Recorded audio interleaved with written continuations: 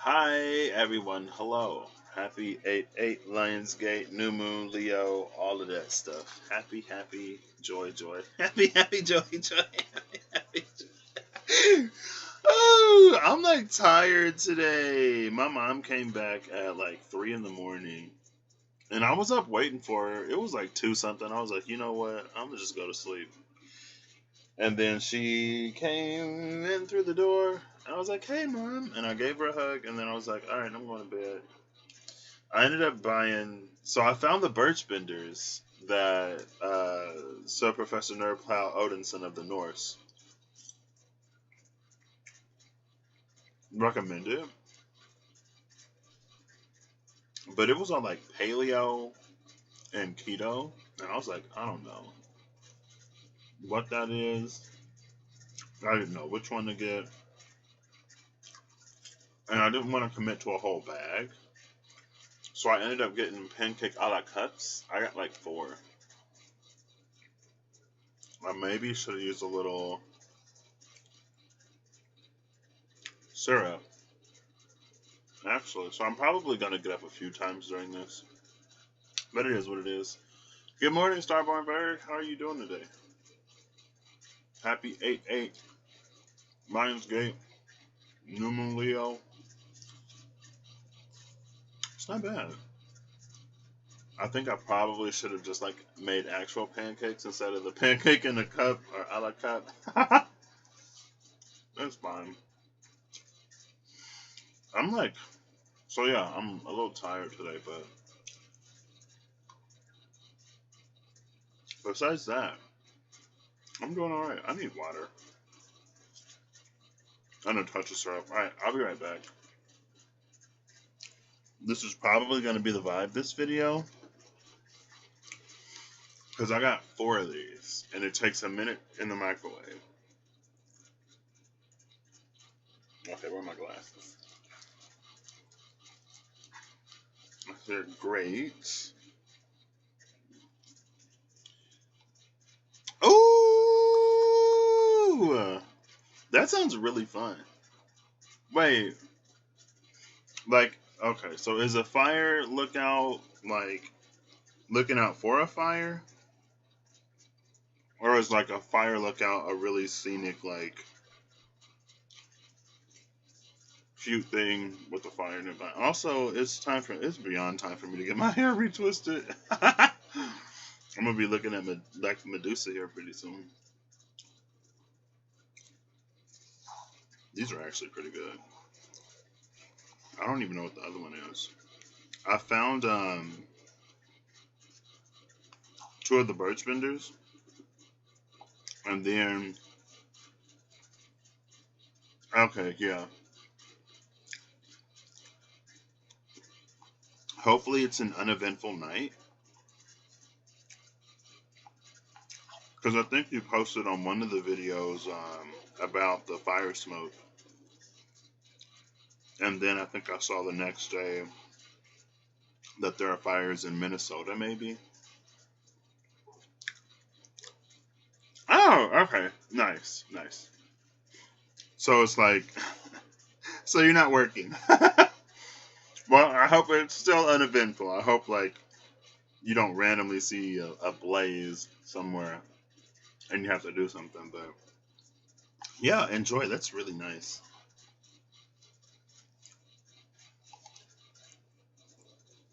Oh, Southern Oregon. Surrounded by over 30 fires. Ooh. Okay. I think, was it last year? Where it was the fires in California. Did they spread to Oregon and Colorado? Or did they start in Oregon and Colorado too? But yeah, I hope you enjoy it. I'll be right back. I'm going to go for the next pancake in a cup. And I'm going to get some water. Oh, it's the second birch benders. This one is classic maple. The other one was chocolate chip. Pancake à la coupe. And I'm going to get some water. and I'll be right back. Enjoy Tapestry Saturn while I'm gone.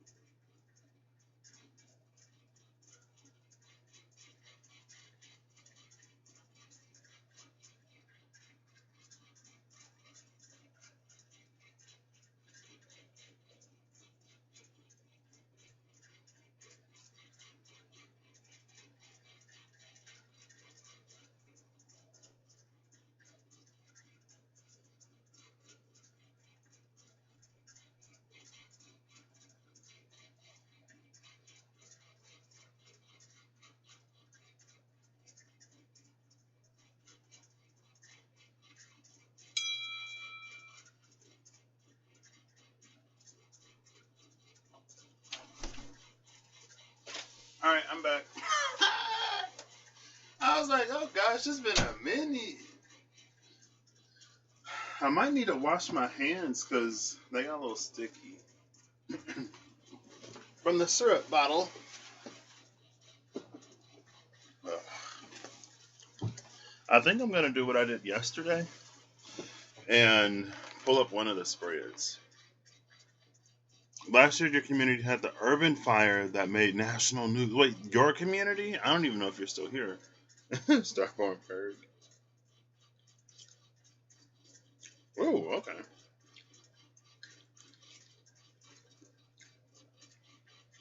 Yeah, I think there was even some of them in California. Was it the Woolsey fire? It was like started by something.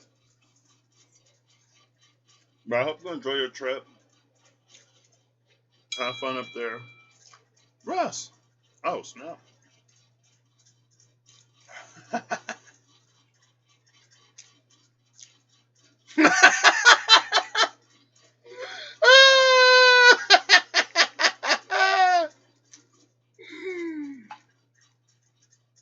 Ah, that's funny.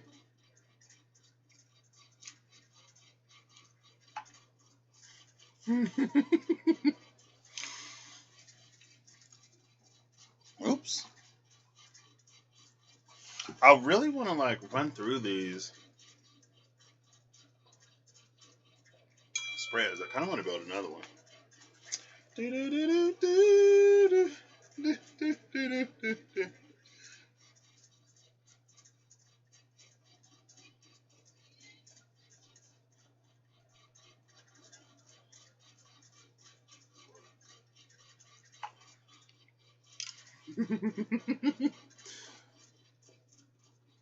Oh, okay.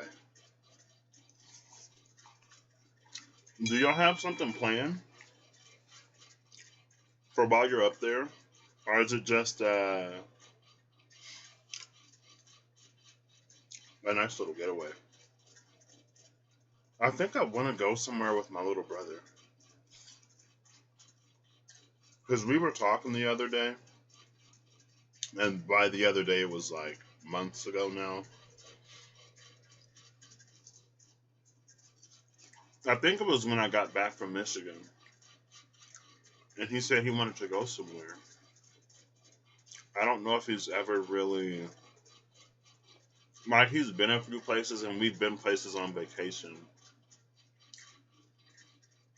But just to, like, go somewhere new and experience something. Like, I want the rest of my family to get their passports so we can go somewhere. I would also love to be in a position to, like, pay for it. Because I went to London.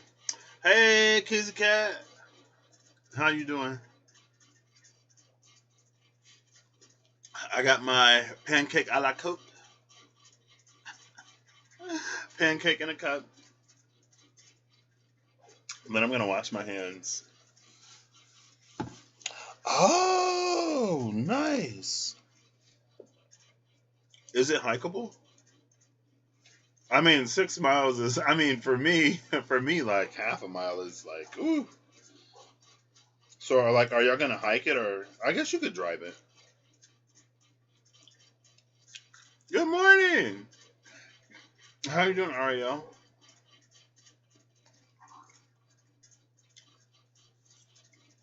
How are y'all feeling today? Yeah, pancake in a cup. I went for the birch benders, and I didn't know which one to get. And then I looked over and I saw that they had pancake in a cup. I was like, oh, I'll get that. So I have two more, but it takes me like 5 minutes to do everything. So.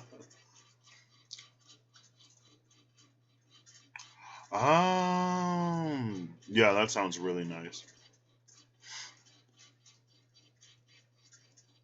Hey, what time is it over there? Oh, goodness.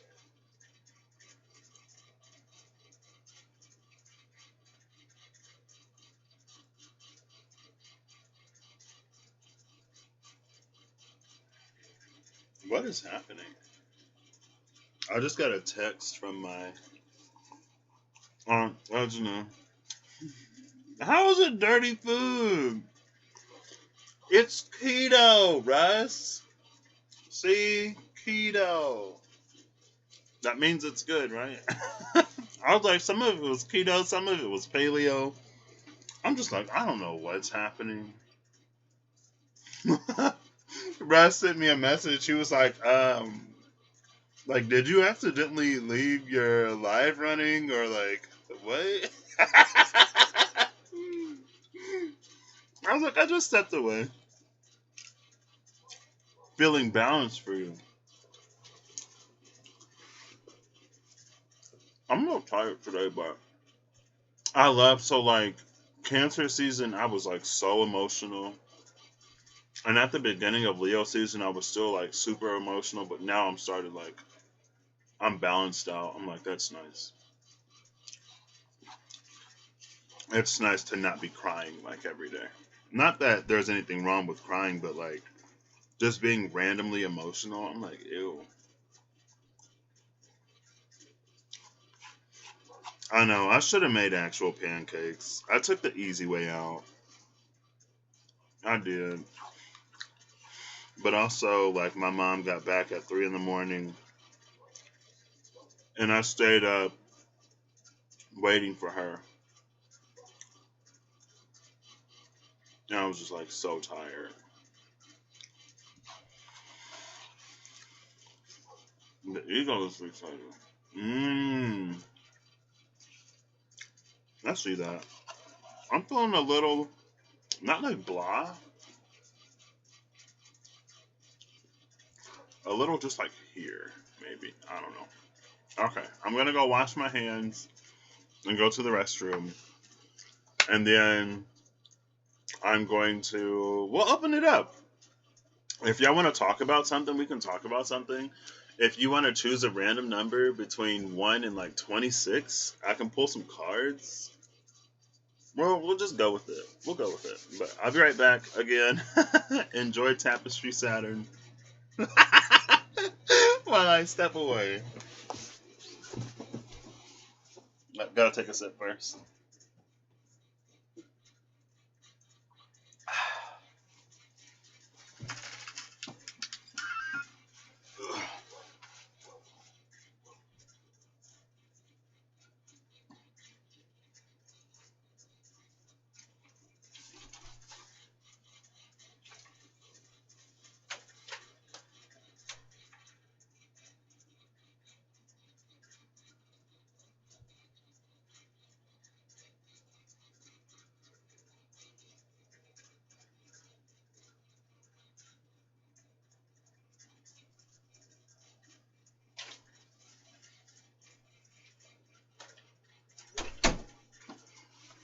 Okay, so I'm gonna poll y'all really quick. I have to do something for my aunt. Should I shut this down and then make another one, or just be gone for like 10 minutes?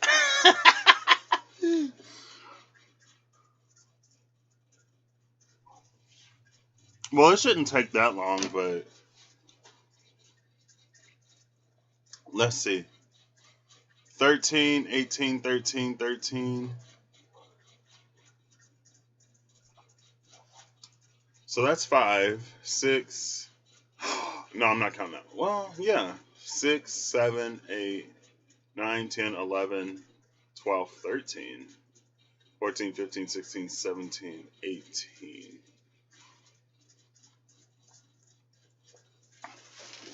Well, I can do this really quick. 13, 14, 15, 16, 17, 18. Yeah. Oop. So 13 was the Energy Oracle cards.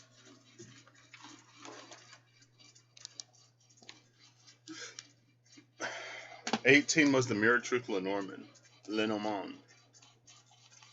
Yeah, it's a whole just.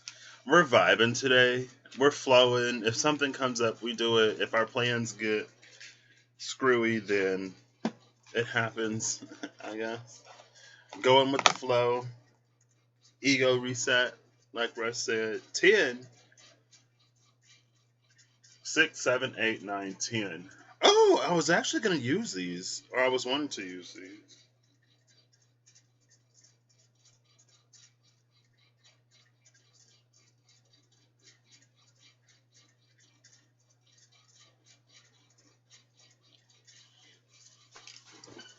No tarot. Let's go. Woo. 10 is the tea leaf fortune cards. So, I don't know if I'll pull like all of these or if we'll do them separate.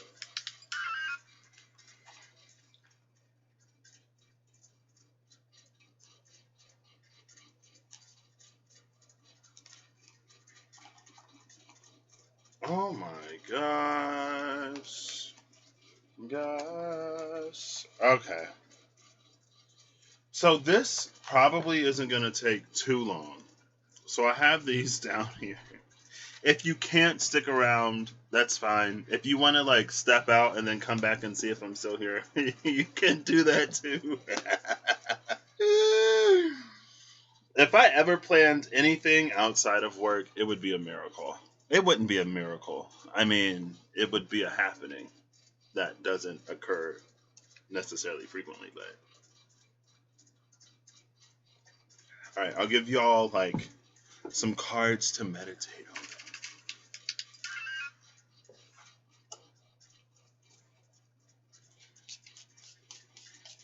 First card you have is from number 10, and it's the boat. Oh, interesting. Money or property through an inheritance, winning or windfall.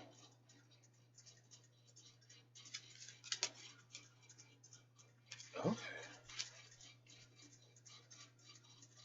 It also reminds me of. They do. It reminds me of Aegir. For some reason, like when I pulled Aegir from the Norse, Yggdrasil Norse divination cards. Hey, Reem. It was talking about how it reminded me of like how there are a lot of deities associated with water that may not necessarily, I feel like I'm yelling, that may not necessarily hold as much prevalence now as they did when travel by water was like the predominant, it was like the only way we could really get around, right?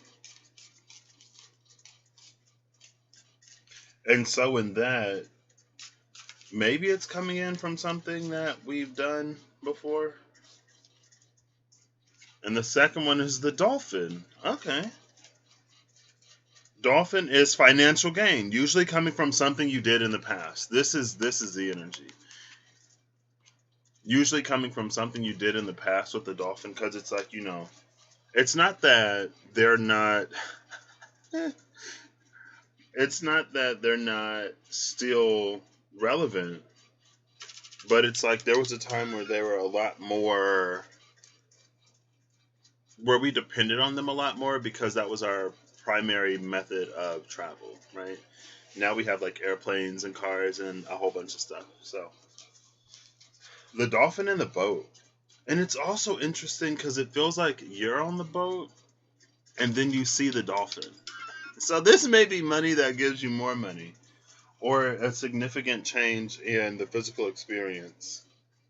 So if the door to value comes out or financial constraints, so those were those two. So this is the 13. The 13 was the energy oracle cards. How you doing, Reem?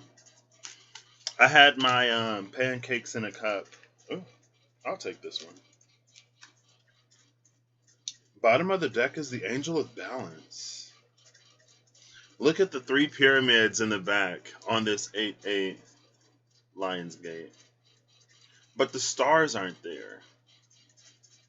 It looks like the moon is there. Wait. They're not aligned. Hold up. Gotta get my magnifying glass out for this one.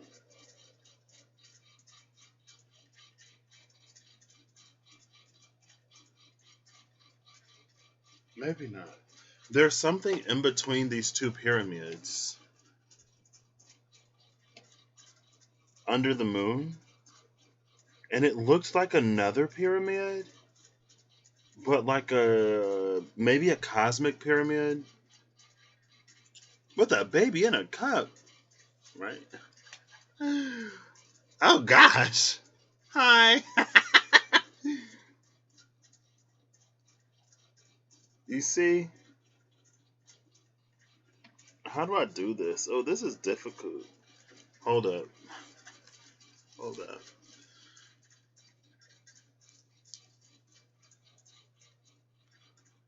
There we go. Can you see it? It's like under the moon. This is so hard. Like there was some little cosmic-y, shadowy pyramid behind the other three. And they say that the pyramids connect somewhere, right? And so maybe that's what they connect to. So there's an energy of establishing lines of communication, potentially. Sirius rises over the pyramid during the Lion Gateway. Yeah. Unless that's, well, no, because it's a star. Well, I don't know what the planets are in that star system. Strategy and Door to Spirit came out.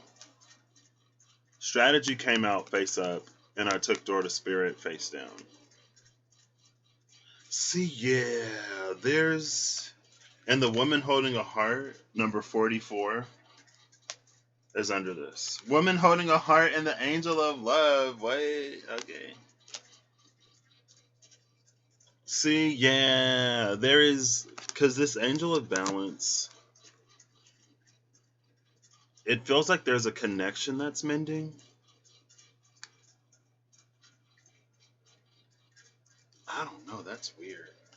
Alright. And then I want like 2 to 3 Lenormand cards. And then I'll step away. And if you have to step away as well, like, no biggie. I wish I was also, I didn't have to, but, you know.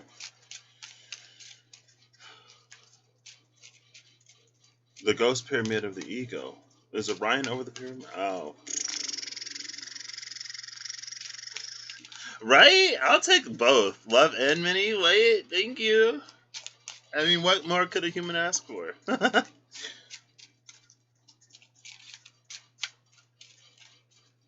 It feels like whatever they were connected to, the connection was severed for some reason. Oh, that reminds me of a little bit of the Gate 8 that Reem was talking about. Food. Oh, yeah, food. Oh, good food. Oh, my gosh. Yeah. Are there any food cards in the Lenormand? Home could be like a home-cooked meal. And not pancakes in a cup. I should have just went for the full pancake. It's fine. I'll come back and I'll do actual pancakes one of these days. I'll give this 2 more before I go picking. Okay, so we're going to do this one.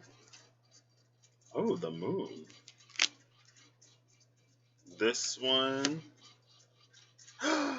Moon House! That's heavy Cancerian energy.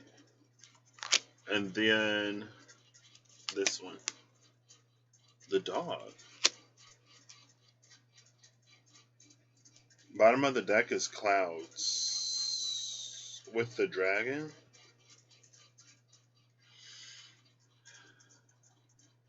See, little dragon. This also reminds me of this balance card. Because it's like the light side and the shadow side.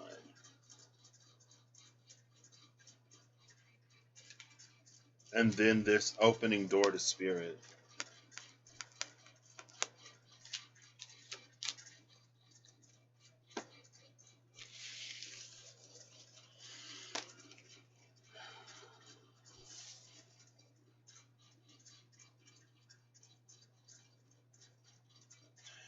And like the dog is outside of the oops. The dog is outside of the house. This is a little bit, it feels like Hachiko a little bit. It feels like the house is deteriorating, but the dog is still like there.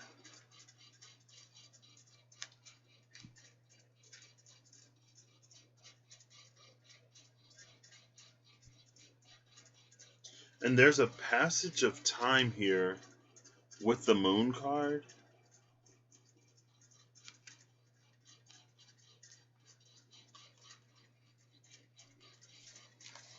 It's clouds, number 6.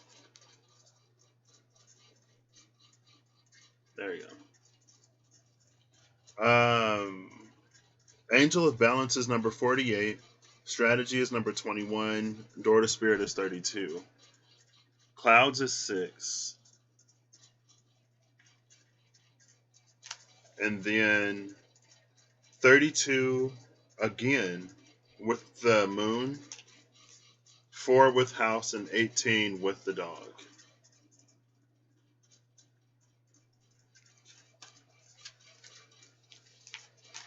So both of these are 32. The moon and the door to spirit. There's a little bit of a time capsule-y energy here. It's a time capsule. It feels like it's not activated by time, but it marks it. It keeps track of it.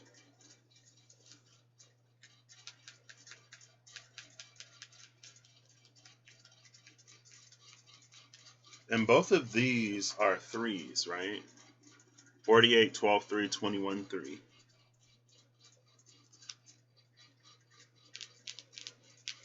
So this is definitely... See this? Okay. A monkey on clouds and a... Oh, what? Can you send a picture, Russ? Alright. I gotta take this. I'll be back. If you can't be back, that's fine.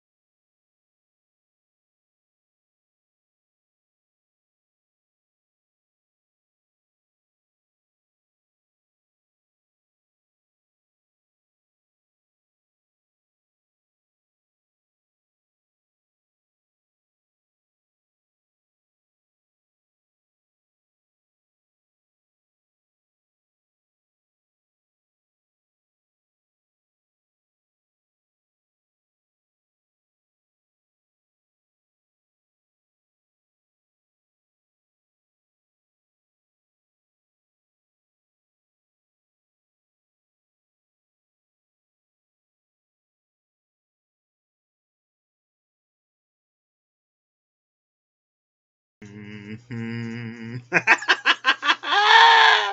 I muted it this time. Okay. Thank you, Russell. I was like, I scrolled up to read.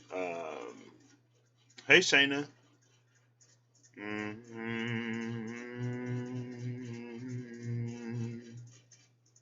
Mm-hmm. It reminds me of the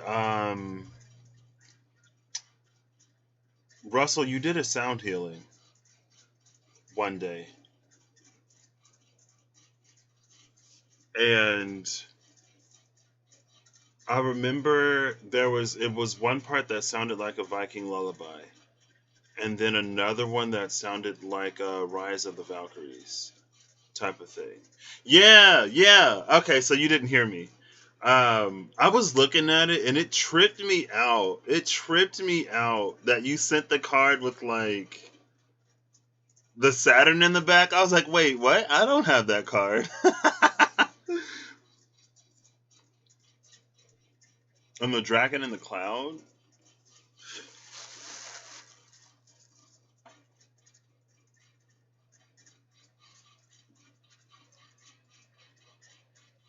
Wait, is that the breath of the dragon?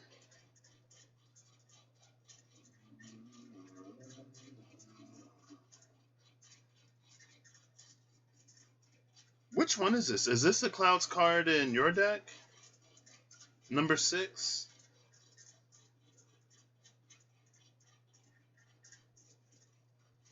So the dragon is breathing out the black smoke. Oh, wait. There you go. There you go. There you go. Wait, wait. Where is it? There it is. Cloud dragon. Wait. Yeah. Oh, it's sucking it inside. Ah, so it's like transmuting it. It's like sucking in the dark smoke and then transmuting it into the light smoke. Gotcha.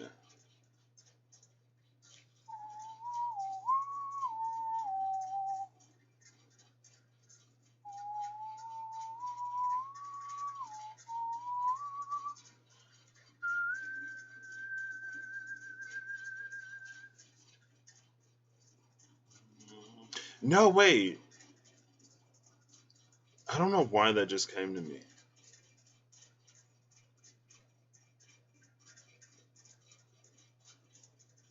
Okay. So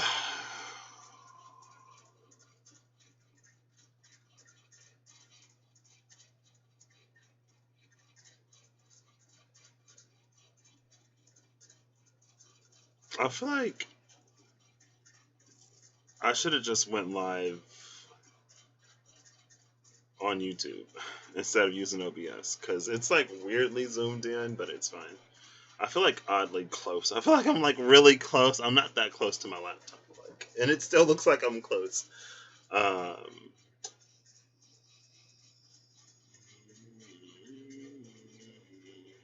I don't know why this is in my head.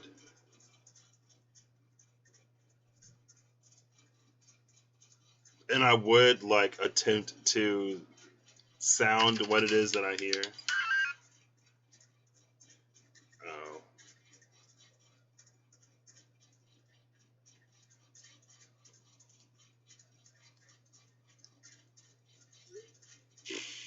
Oh my gosh. I might have to shut this down. There's a whole vortex of a mess that I'm being sucked into right now. And I'm just like, wait, like, I'm already like, wait.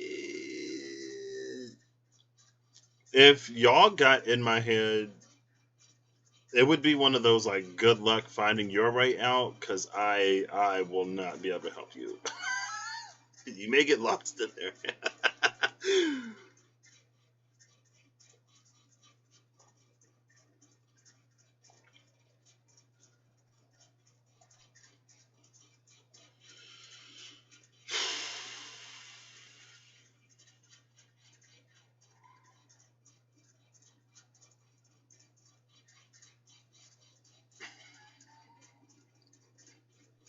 Just like, what is this? Hello?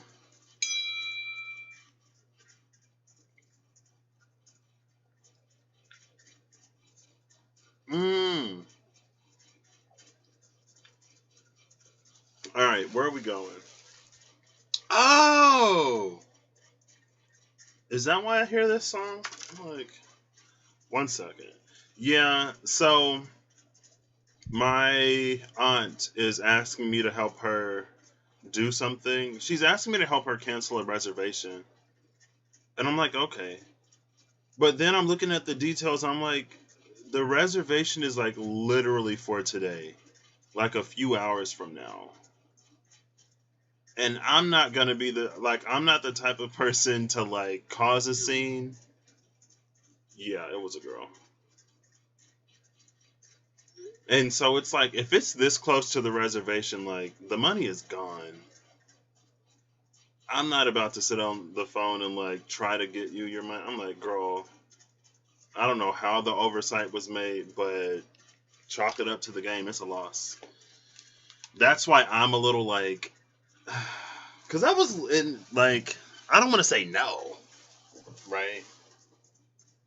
But anyway, that's what's happening over here. It literally like right before I was about to go wash my hands, it literally like came up.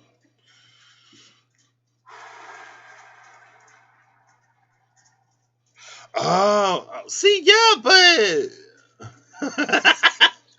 I'm done with cards forever. I'm done forever. Maybe they'll get the money back. What am I saying yes to? Oh, can we all get in your head? Okay. If you can get yourself out, as long as you're not looking for me to get you out, navigate wisely. But yes. Rings! It's right here. This one? Okay. Alright, so let's get back into this. I don't know what this is. If ever there was a live that I don't keep up, it would probably be this one. Because I'm like, I'm gone for most of it. And then, like, it's like, okay. Alright, there we go. Oh, wow. Who just got in my head? Who just got in my head? I turned my head and it was just like, oh, gosh. Okay. Oh, goodness.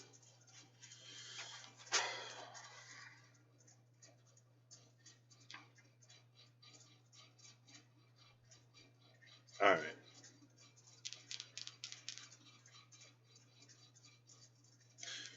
It's interesting because I'm looking at this moon card, right? And it feels like an Eastern dragon, like how they're more like elongated, right? Like part of it feels like the body of an Eastern dragon or like a Leviathan. But then there are like steps. Are there steps? No, those aren't steps.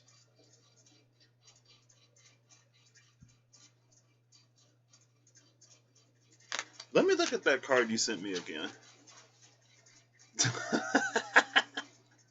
Yeah, I'm like, oh gosh. Maybe I should have thought about that before I said yes. Ooh. Oh goodness, I'll be fine. Yeah. See, look.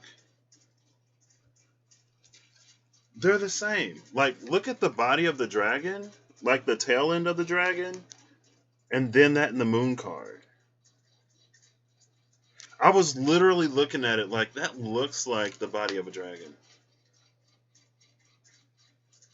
And this is the Eight of Hearts. Eight of Hearts, Ten of Hearts, and then two Kings.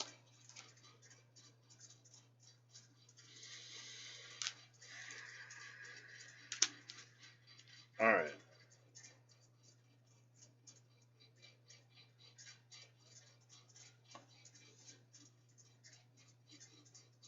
Well, if you can get in my head, then like you just upload it. Tell us what you find in there, Reem and Russ, the two who have confirmed. Because yesterday, my brain was a little. It was mostly functional, but a little like starting to space out. And today, I'm just like here. But anyway, let me get into this. I haven't gotten a message in a few minutes, so I'm assuming that that's taken care of.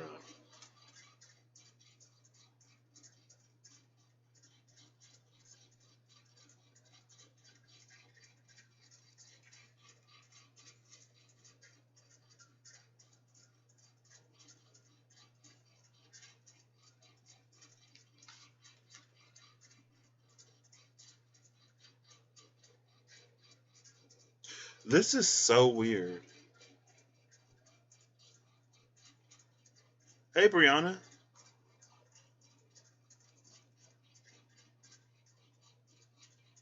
Oh my gosh. Oh, what did I say yes to? It's fine. There's something. It feels like there's something that we've been away from that hasn't been tended. It's like we've been away and we didn't leave anyone to attend to it, so it's falling apart. But when we come back to it, it's like the clock on the moon goes back and the house goes to its former state. It's like this is the natural, like while we're not paying attention to it, while we're away, the house like falls apart and the dog waits there. But when we come back, it's like it goes back in time.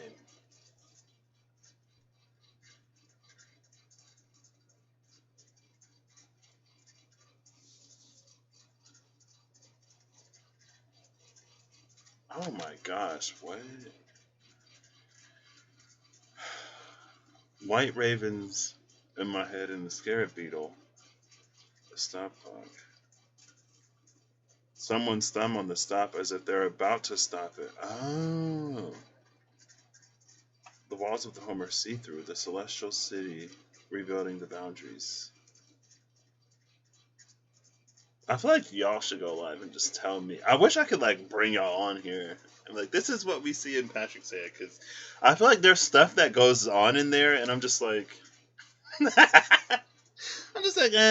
whatever. It's like it's happening, but I don't necessarily. I need to pay more attention to it. See, the thing about strategy in the Angel of Balance, it never gets too far away. It never gets too far away. It's always reconcilable. It's always more than salvageable. It's restorable.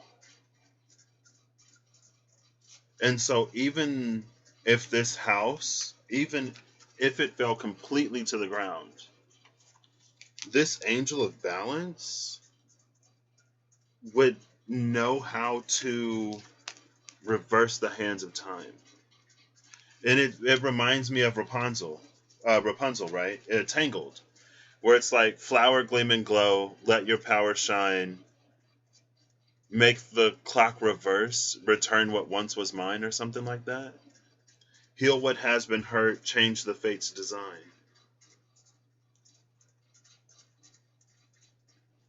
It feels like once said, or something, that's when like spirit comes in and like does does stuff.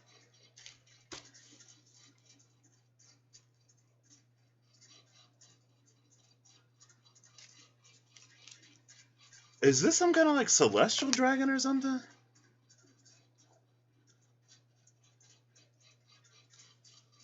Oh, my room is a mess. My room is a mess. Wow. strategizing time and you don't know what it means. That's it's probably the boardroom. I haven't been to the boardroom in a while. The boardroom it's an energy of a boardroom where it feels like, when's the last time?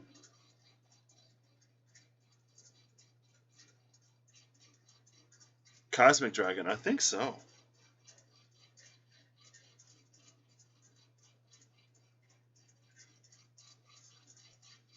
I'm gonna look for the broken heart because the woman holding a heart is here and the angel of love is here. Oh, look.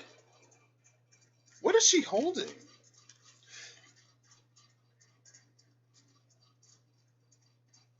Because that line is in my head from Tangled. Heal what has been hurt. And so I gotta find the broken heart. Oh my gosh, where are we going? Don't ask questions. Just do it.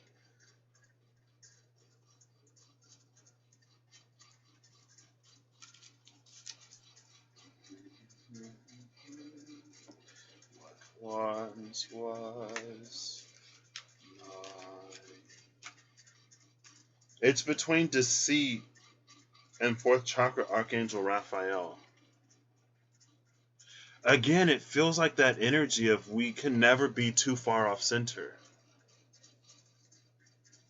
26th of May was the last time in the boardroom. Wait, what do you mean 26th of May? That's what I want to know, Brianna. Like, wait, what was that the day?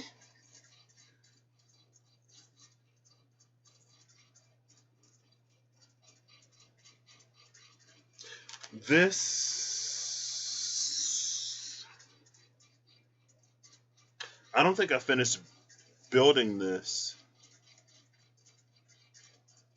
I'm trying to think if, like, what's the most time-bendy deck that I have? It reminds me of the Seven of Swords in the Mystical Dream Tarot. How there's the moon cycle clock and there's someone stepping forward. It entered your head from mine. Okay. Well, let's see. See, this is why. So if you're new here or if you're curious, this is why I put dates on like almost everything I do. It's not because it's locked to that day. It's so that I can go back and find it. Because it's happened before. I'm like, I feel like there was hey Dana. I was like, I feel like there's an energy here. And it's like around this time and that time. And if I had the dates on it, I can just like, I can literally search 526 in videos and see what came out around there.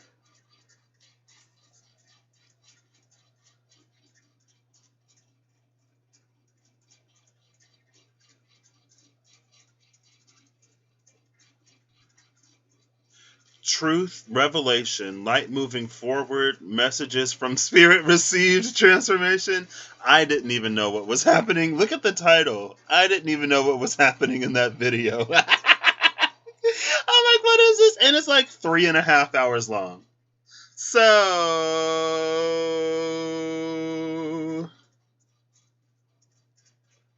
you just pulled a Dragon Oracle, and it was a blue dragon about preparation, accept a heart activation, give and receive heart healing. That's why the woman holding a heart is there. Yeah, and like there's some kind of deceit that was here that's now being healed too. Because like Archangel Raphael is also there. So we have the Angel of Love, Archangel Raphael, these heavy like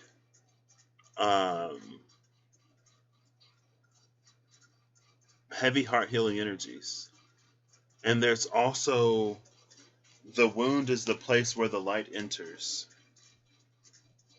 This is the Five of Wands in the Wild Unknown. Like these different tears on the heart reminds me of the Five Wands. And am I about to like dig through 15 different decks? Let me stop asking questions and just do it.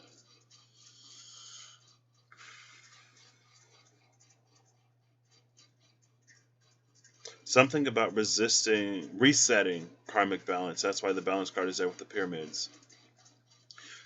It's old, it's protective.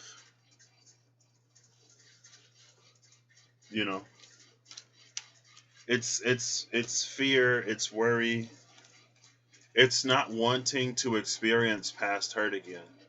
But sometimes we can protect ourselves so much that we never allow for the heart to actually heal. Oh my gosh. I was just talking about finally being over my emotions, and now here I am about to cry. All right, everybody out of my head, who's making me emotional? You can keep your emotions to yourself. But it's like we protect ourselves so much that we never allow ourselves to experience any better.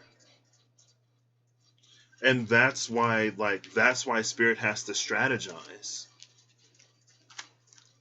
That's why it's so incremental. That's why it takes so long sometimes. Because we wouldn't allow ourselves to receive it, right? And even with this financial windfall, some of us would be like, well, I didn't do anything to deserve it. And so we would reject it. It's this energy of like everything, like the money is coming, the love is here. But if we're not in a place to receive it, then it'll never come in. Like we won't allow it to. And like all of this healing that's like being done right now to put you in a place to receive like it, and it's like you've already done the healing. And like anxiety is behind this angel of love. And I didn't want to take it, but I mean, deceit with a broken heart and anxiety. Oh gosh. Okay, what are y'all saying? Ugh.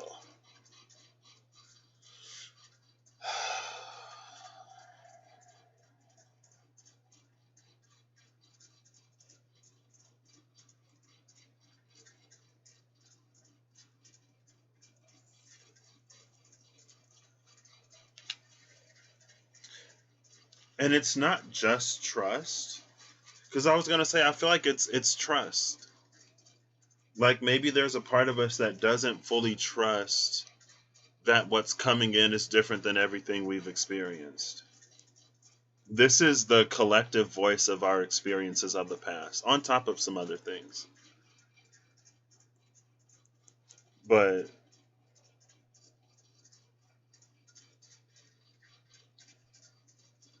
ooh, okay, I think they're gone.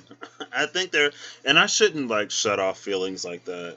I need to stop doing that. If it needs to flow, I need to let it flow. I'm just like I just got over crying all the time about like anything and everything. This new moon resets the moon cycles. The new moon is followed by its direct opposite, full moon. It was the other way around all year. Yeah. I enjoyed it though. The thing that I liked about it, it's like it felt like there was a release before we would come into something new. And I could like from a human perspective, it's like, well, we would prefer to know what we're welcoming before we let go of us stuff sometimes. But it felt like clearing the space and then something moving in, and then you clear space and then something comes in, and you clear space and something comes in, rather than like something coming in and then you have to figure out what needs to go. It's like, oh, like if with all these decks I'm getting, thank you for those who are gifting me decks. I appreciate it so much. But it's just an example. It's like I don't have any more space. And so if I get something new, then I have to rearrange my space. And so it was like, I feel like when it was the other way around, it was a lot more seamless for me. It's like, oh, this is something that's coming up. Okay, like work through this, work through this, work through this, work through this. And then like simultaneously things were like coming in. So it was this like this, do, do, like the pendulum, right? But I feel like the other way around, it's like when I receive it first, then it requires me to like see where it fits or how it fits. For me personally. But that's why I enjoyed it.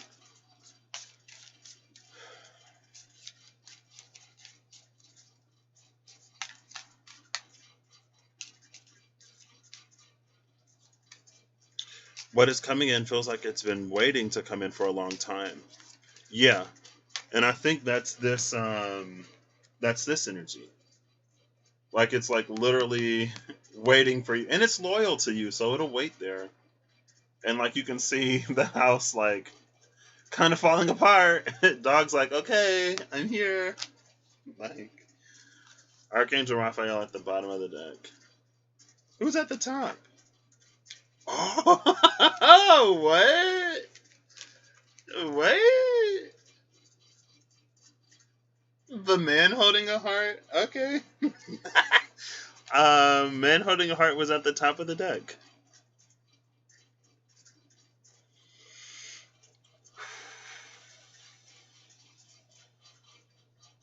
I think I drank too much water. Okay, I feel like we're shifting. I feel like we're moving. Don't tell me that. I feel like we're moving somewhere. Where are we going, Russ?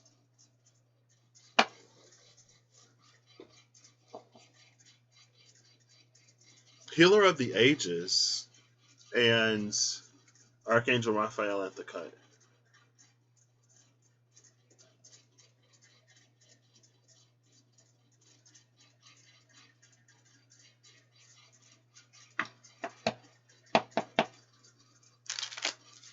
"18 is life in Hebrew. It's more than just life, though. It means the act of being alive." We're going to Canada? We're going to Ream's Head now. Alright, everybody board the bus. I'm just playing. The act of being alive.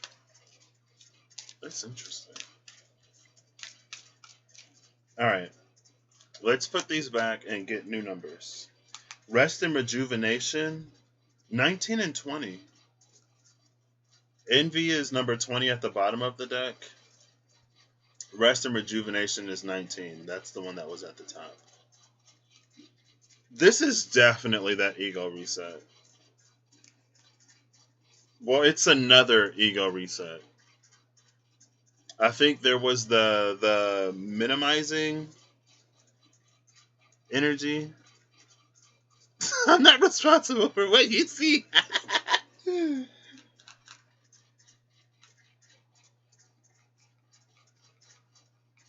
There's a little bit of an energy here.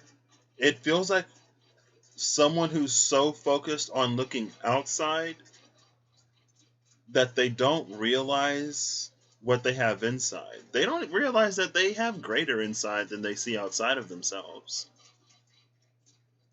And that's why the call here is to go inside and find it.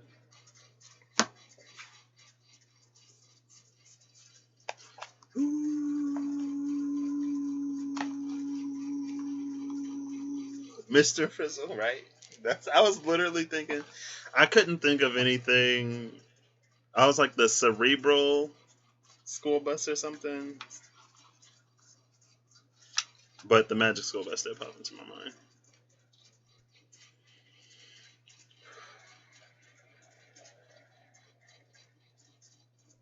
What is this feeling? There are so many new feelings.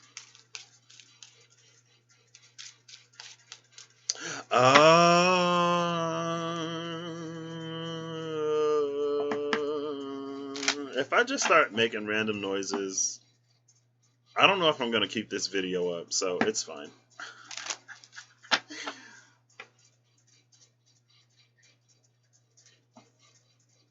It sounds like that, like ancient Egypt, like the stereotypical ancient Egypt sound that you hear. That's what it is.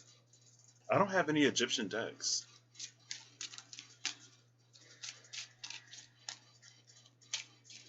And there's on the Nile. Papyrus is dried. It's the dried plant, right?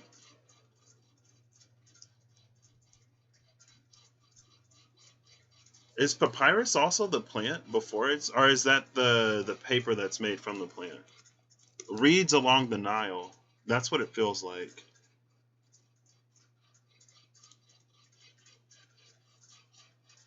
Writing material made from the papyrus plant. A reed, which grows in the marshy areas around the Nile. Yeah. So there's reeds along the Nile. And there's something about how plants represent memory. And we take the plant and we convert it into paper to record things on.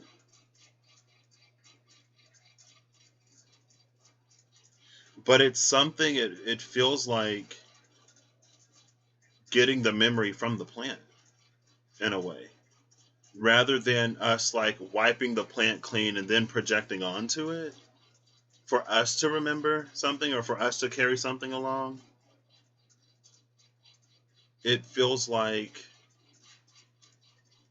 extracting memory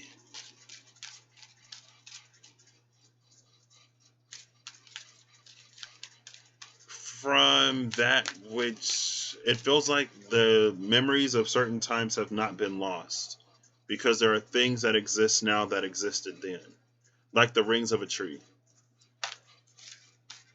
You use them today? Because I know you used them in the Runeraker 6. And it's reminding me of the one card with the woman who was braiding the reeds. I'm like, where are we going? What is happening? Oh, gosh. I'm not even going to be here by the end of this video. But it reminds me of that card. And I don't remember. I think it came out twice. It came out at the end. The Lily card just came out.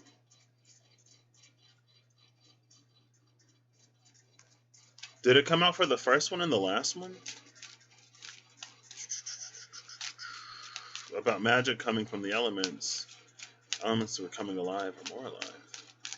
Plants are ancient beings for sure. They carry a lot of ancient wisdom we couldn't begin to comprehend.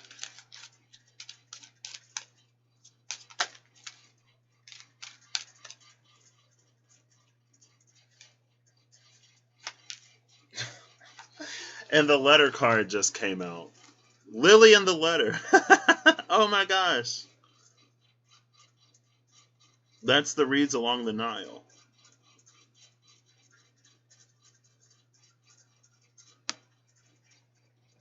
And the bottom of the deck is the tree. So literally everything. Maybe this is just confirmation, but I don't know how to take that line any further. And they both start with L, right? Lily and letter. And then here's the tree as like holding the most memory.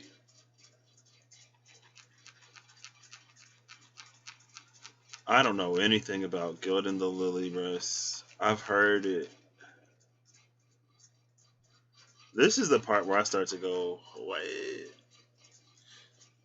This is the part where all of my understanding gets pushed to the side, and it's just like, okay, wherever we're going there.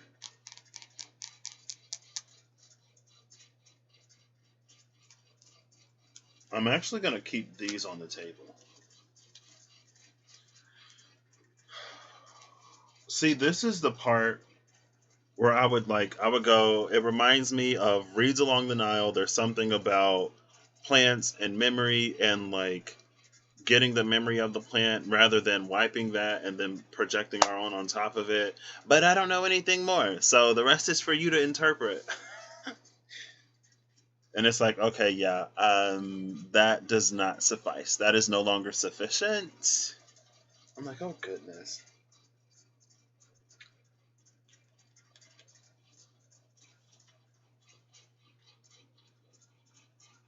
Yeah, it did remind me of the uploads from Gaia.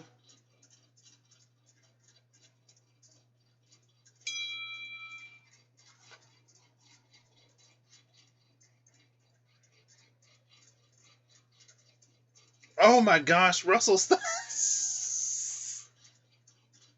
you're freaking. I didn't sleep enough for this. I didn't. I didn't sleep enough for this. I keep seeing like, so Russell just sent me this picture. I'm like, those are not the cards I pulled. It's freaking me out. There's this like merging of like realities happening. It's cool, honestly. It's pulling me like, all right. Letter and Lily.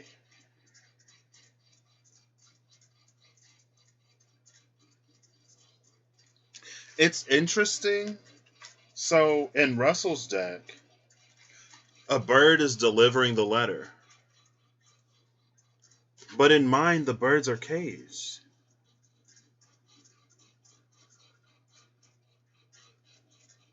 And it's like, since the birds are caged, the letters never get put into the envelopes. They never get delivered.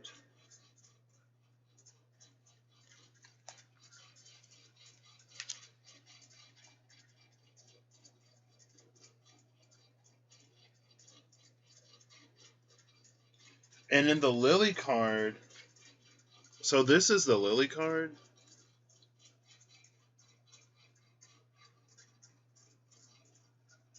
And honestly, it feels like there's a dragon painted on the wall scroll. A dragon and a statue under it. That's what my eye immediately goes to.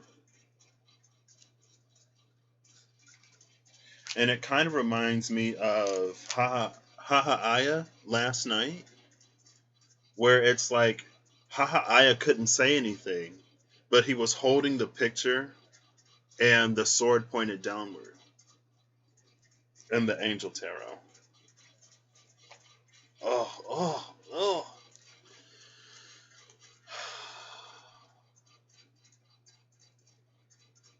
Mature sexual transformation.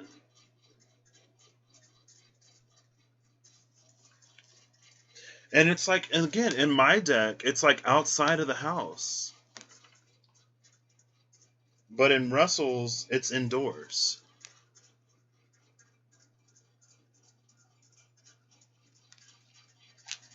My birds are caged and I'm outside. Russell is like inside, all nice and cozy. The birds are going, I gotta go to the restroom, so I'll be right back. Oh, I almost clicked stop streaming. 1 second. Yeah, enjoy Tapestry Saturn. Oh gosh.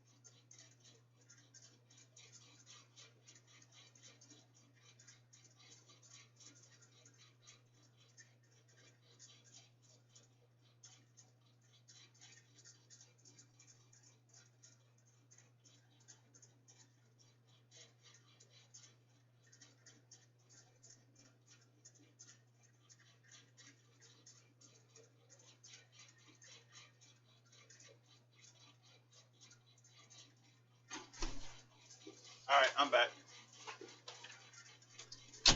My favorite thing about going to the restroom is profound insight.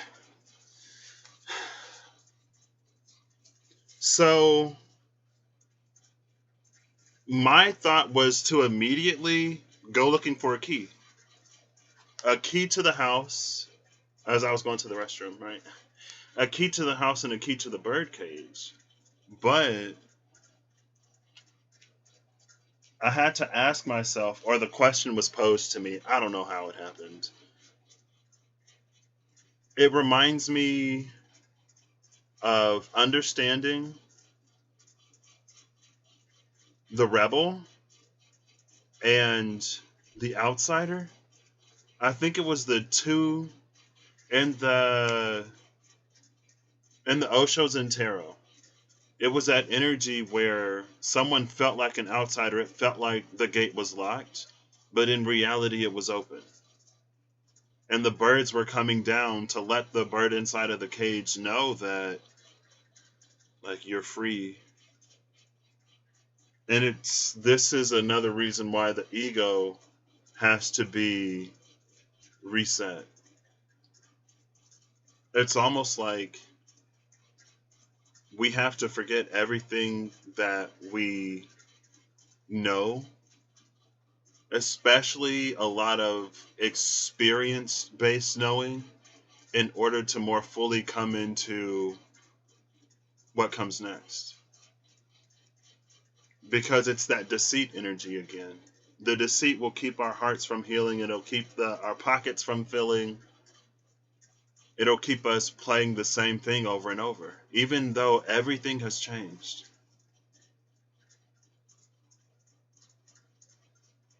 And it reminded me of, so I'm going to pull the Wild Unknown Tarot, the Hierophant in the Wild Unknown Tarot, because maybe if a bird comes with the key, the birds inside the cage will be a lot more likely to take it. It's that energy where, like, sometimes if someone's like, oh, you can do this and you can do that, and depending on who we are as a person, we'll be like, well, you don't, like, you haven't been through what I've been through, you don't blah blah blah blah blah blah blah blah blah, you know what I mean? And not that the blah blah blah blah blah isn't relevant, but it's like we use our pain and our trauma to justify and excuse why we're not even going to be open to the thought of receiving more, even when that's like the very things that we manifest. So hopefully the bird can do it. Also, like, there's no yeah. It's fine.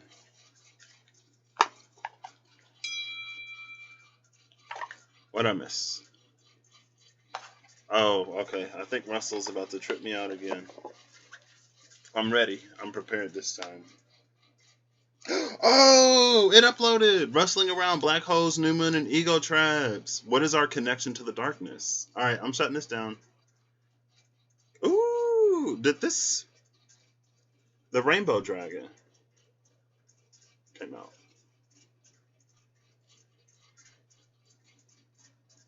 The rainbow dragon is so brilliant that it won't even automatically. Oh gosh, ow, ow.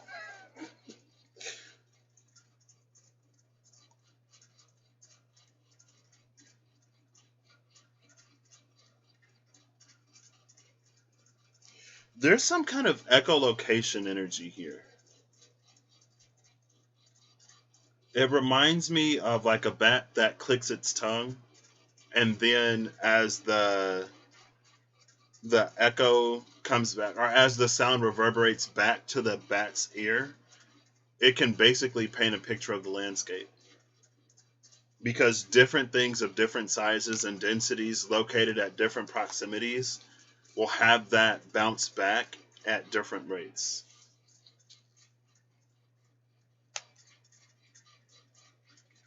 And so it feels like Rainbow Dragon isn't necessarily sniffing us as much as it is like trying to find us. Or maybe that's us. There you go. Okay, well, it's only going to do it on the white background, maybe. Yeah, when it's the black background, it won't do it. So now you can see it better. I'm getting that feeling from that.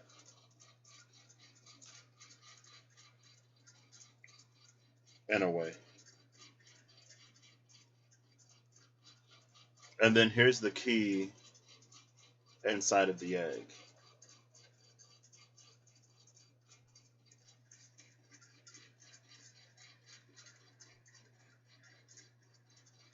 I don't. Oh, it's a bird egg. This is so Jonathan Livingston Seagull. It's so Jonathan Livingston Seagull. It could be Beth, if that's how you feel it. My Lilith is in Pisces in the 12th house, so I haven't watched any of her Lilith videos to know for sure. For myself personally, but if that's how it's playing out for you, or if that's how it resonates for you, then maybe Lilith holds a key for you.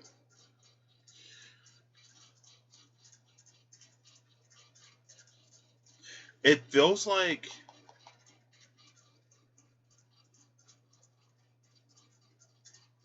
oh, duh, because there's literally a dragon at the bottom of the egg. I'm like, that's a pretty big egg. I'm gonna find that Hierophant. We're gonna see what's around the Hierophant.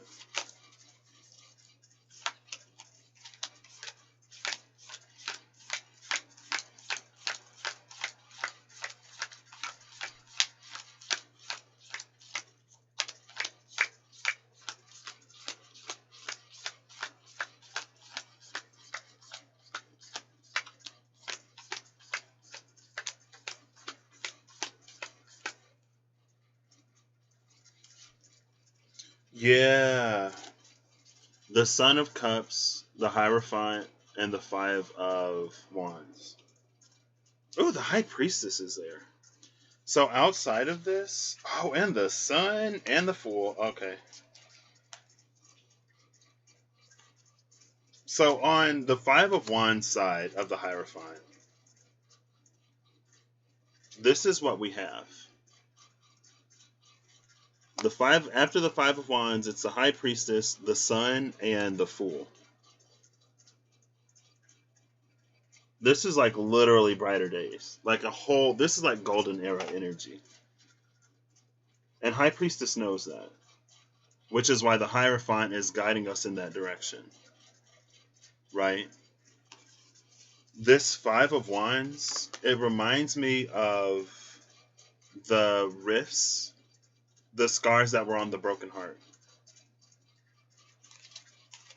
So beyond the broken heart is like literally everything that we want. But on the other side, we have the Son of Wands, or the Son of Cups, looking in the opposite direction. Because it's not easy. So we'd rather do... It makes sense, though. Like, look at the lines in the Son of Cups, as opposed to how chaotic they are in the Five of Wands.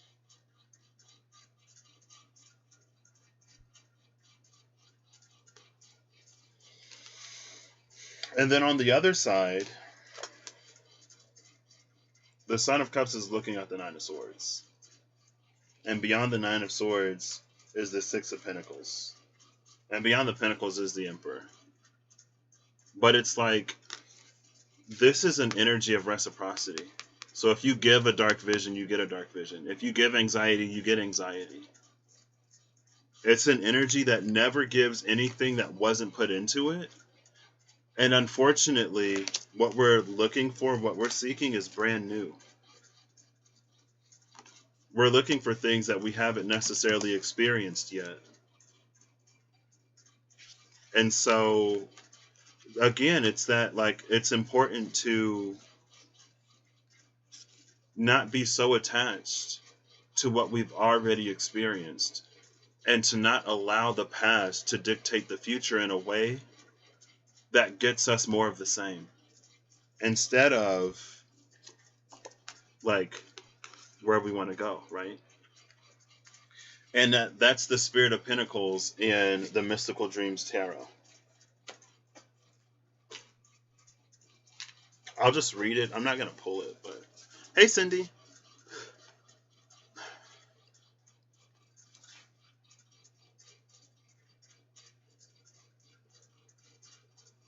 Yours is in Pisces too. Let's go. Aw, that's nice. So you didn't have to go in there with the lizards. But living in the drain didn't seem like a good life. But sometimes we get comfortable in the drain. So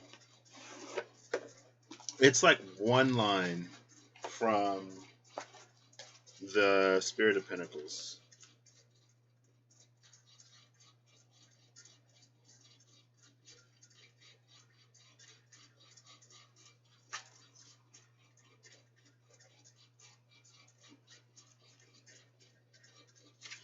It says the tree of life. Okay, I gotta go back a little bit.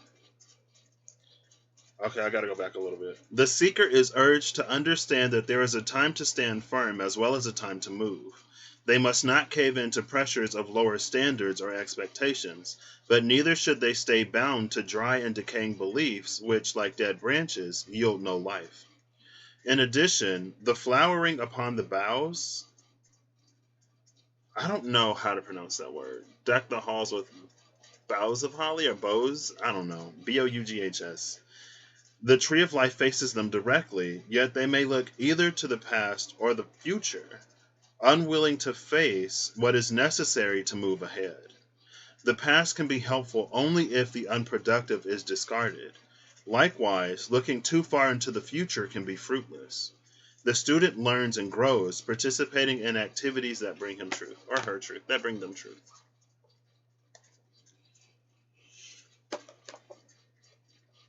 So maybe that's the thing about, there's another layer to the reeds of the Nile. And it's very butterfly in nature. Like your life as a caterpillar and your life as a butterfly are going to be completely different. And it's like, if you're a butterfly, stop doing caterpillar things. If you're a butterfly doing caterpillar things, you'll never fly. You'll never get to taste the sweetness of nectar. You'll be like munching on leaves forever. And that, like, there's nothing wrong with munching on leaves when you're a caterpillar. But when you're a butterfly, that which used to sustain you no longer sustains you. And we can be caught in habits and patterns of like, well, this used to work for me, that used to work for me. And it's like, as we start to realize that it no longer works, instead of us maybe doing something new, it's like we kind of sort of keep doing it anyway. And it's like, it used to work, it used to work, it used to work, it used to work, it used to work. And it's like, okay, girl, well, it hasn't been working for quite some time now, so maybe, just maybe, it's time to give this a chance. But to do that, you got to go through this in some way, shape, form, or fashion. Hey, Kiki.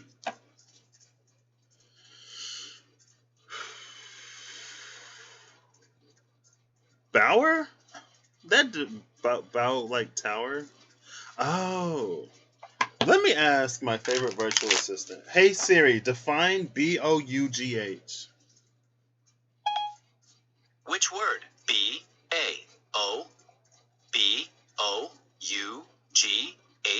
or B-O-W? B-O-U-G-H. Bough means Bow, okay. a main branch of a tree. Oh, it's the main branch. Oh, I didn't know that. Well, there you go. Rest from wrestling around new void, black holes, new moons, and ego something. What was it? What was the title? Black holes, new moon, and ego traps. What is our connection to the darkness? Uploaded 14 minutes ago. How's the speed there? Just the vowel. Oh. Oh, bow like tower, like the T-O-W in tower. Gotcha. All right. That was the reeds along the... Is that the reeds along the Nile? Yeah.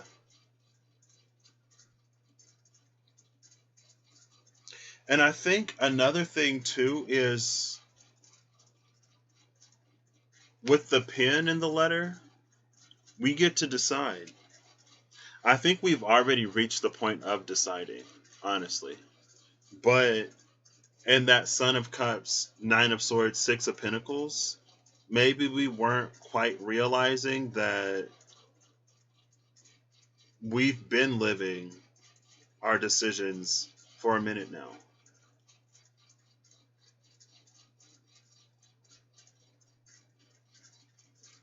I don't know why. Well, it it feels like one of those hard truths. Um, it's like, when you're early in your journey, or depending on where you are in your journey, it can be triggering to hear like you've chosen this. I mean, some stuff. It's like, why would I choose to experience this, this, and that? And some of that choice happens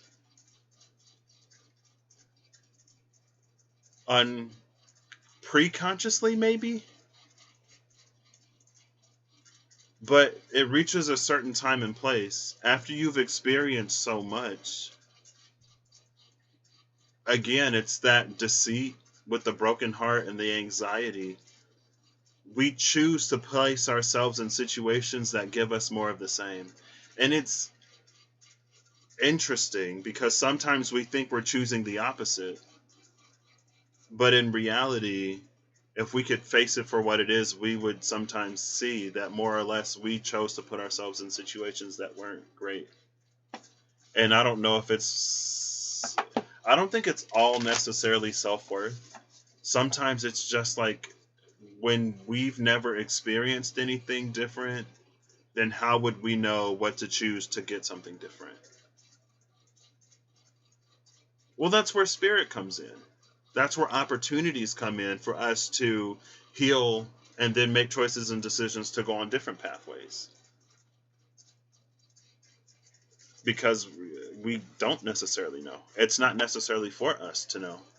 But that's why we're receptive and open, right? Deck the halls with boughs of holly. Tea latte. La la la la la. What? Well, good morning, Holly.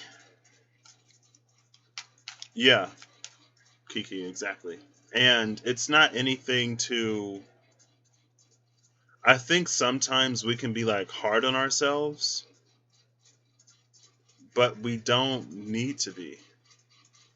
Oof, insert random emotion. Goodness. I know why the caged bird sings. I'm looking at. Oh, snap. The Ten of Swords and the Hermit were at the bottom of the deck. But it feels like we're going backwards again. 10 to the 9. But we're not going back to the Nine of Swords. We're going back to the Hermit.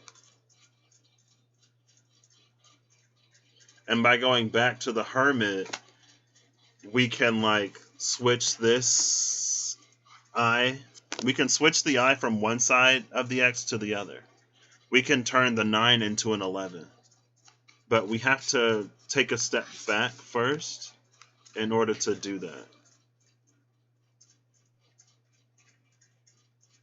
That's the ego reset. Okay. 5 of Swords at the bottom of the deck. I feel like there's an energy here. It reminds me of, yeah.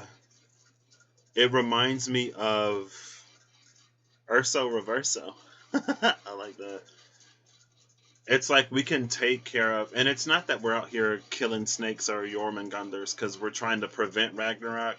It feels like a nip it in the bud energy, right?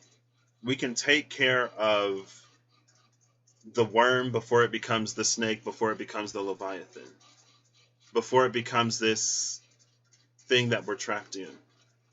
Jormungandr grew so big that it encompassed all of Midgard. So then it's like, your whole world is the same experiences over and over again.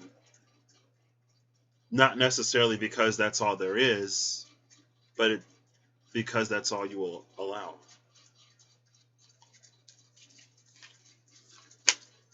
And it's like, as soon as Jormungandr looses its own tail, that's one of the signs that Ragnarok is beginning.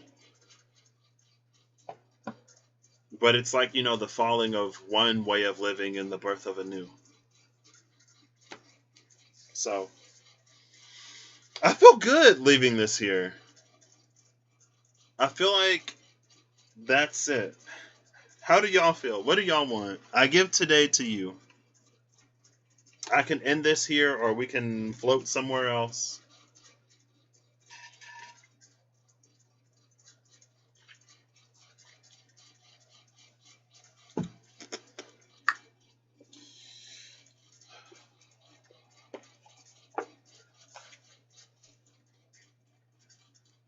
No problem. I need it too. And that's why, like, when you did Pisces in the mirror portal, it's like, what are you dependent on? I'm like, I've never asked myself that question.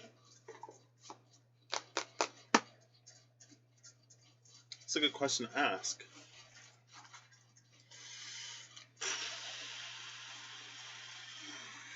We got there. We got there. That was a whole journey. It's a shame that I'm going to delete this video as soon as it's over. If I knew how to edit, I would just cut out the beginning part. But actually, I think in the studio, you can trim a video. Or I could just timestamp it. I was like, shenanigans ends like 5 hours into the video.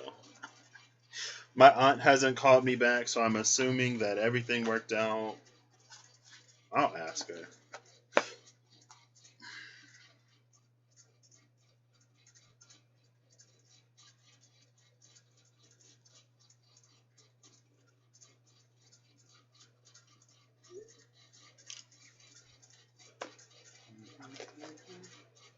That one song,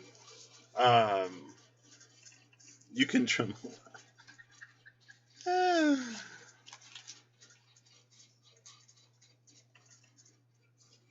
You're welcome. Ooh, we had a dolphin, now we get a whale.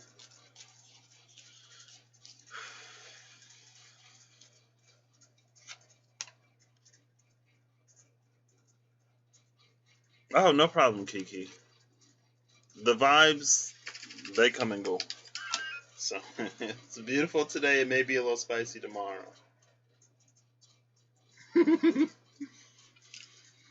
Oh, the whale. It's great worry over nothing. Oh, wait. Okay, that makes me, I feel good. I feel like this calming, just like cool, like an exhale. Like one of those good exhales. Like when you've been holding your breath. Here it is, okay. I think that came out for Leo when I did the individual signs. Because Leo had 2 different paths.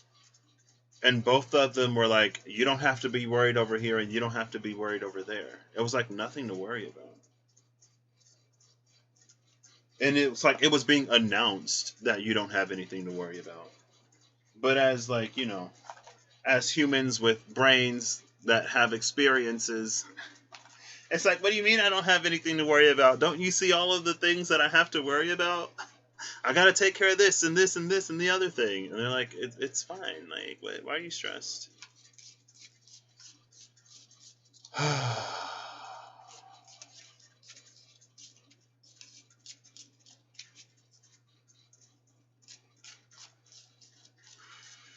Thank you. I'm just a Bill. Just an ordinary. The pen? The pen just came out. A new job or career. Interesting. What's at the bottom? The casket. Ooh. Someone going out of your life or the end of a situation. And look, it's very like, it's interesting how similar the images are in some ways. There's the ending of one situation and a new job or a new career. The ending of one path, the opening of another. Okay. There's a month. This is the Tea Leaf Fortune cards. I already have like half of the deck inside, but the Tea Leaf Fortune cards by Ray Hepburn. There you go. So the month is...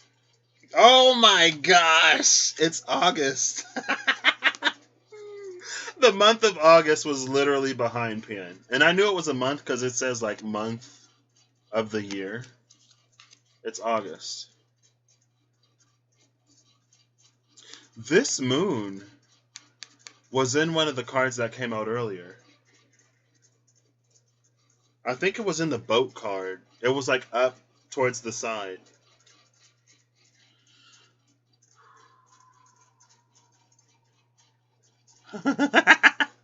The Wild Unknown Archetypes is also a circular deck. Yeah, the Tea Leaf Fortune cards. I was like, wait. Okay. Hey Siri, define August. As an adjective, it means respected and impressive. Do you want to hear the remaining one? No, thank you. This is the 8th month of the year.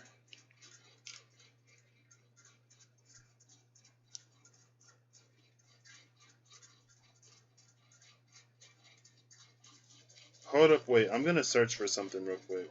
So, in the Book of Maps, there is an I Ching correspondence to the tarot. And for one of the I Chings, it talks about the 8th moon and the 8th month. Or something like that. I'm going to try to find it really quick. Where's the Book of Maps? It doesn't matter. It was basically, it's like, be wary of something around the 8th moon and the 8th month. And honestly, it's just taking me back to the ego.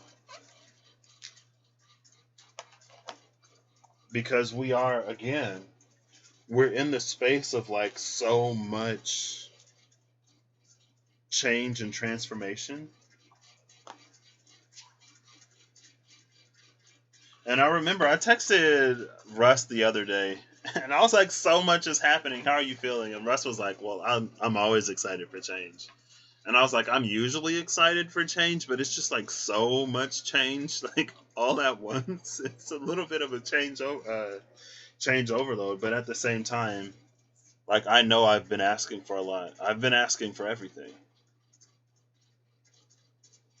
And I've done my best to work through anything that came up because I know I'm asking for a lot and because I want to be in a space of being able to receive a lot. But when it comes in, woo! August Rush. Is that the one about a musician or something? A boy with music? And he's an orphan or something like that? Yeah, what's like Saturn is retrograde, Jupiter, Pluto, Chiron.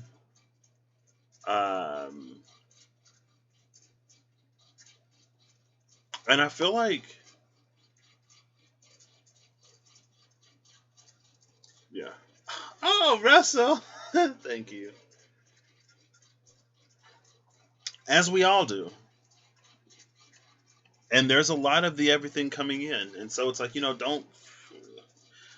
don't freak out. But it's like, okay, how am I supposed to not freak out? Even me, myself, like, I've been getting synchronicities like crazy lately. Like I saw Venus the other night, and then the radio was doing some syncs, and I went to Neptune. I was like, I know there's another outer planet that I forgot about. How did I forget about Neptune? I feel like this is such the perfect place to shut it down, but I don't want to. I want to keep going. So, 1 second. Oof. Oh, I can pull some of these. What is this? Oh my gosh. Oops.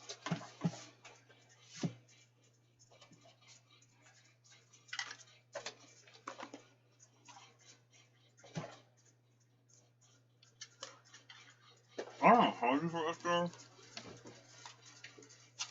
so I was gonna put the deck back, and I noticed I have a letter. I was like, "Oh snap! Is that a letter?" Yes, thank you for encouraging me, Russell, because I want to. Let's see. Remember?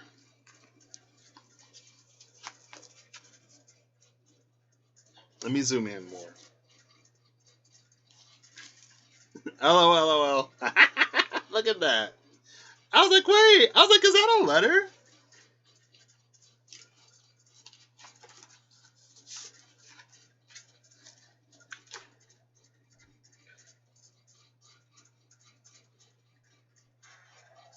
Oh my gosh.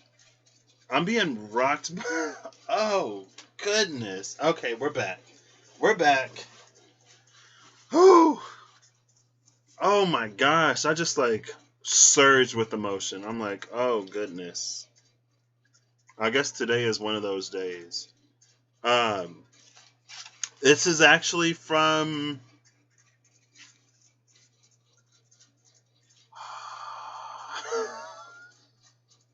this is from my best friend, the one I do the podcast with, Ericsonia. Ooh, I don't know why, like, just looking at it makes me really emotional.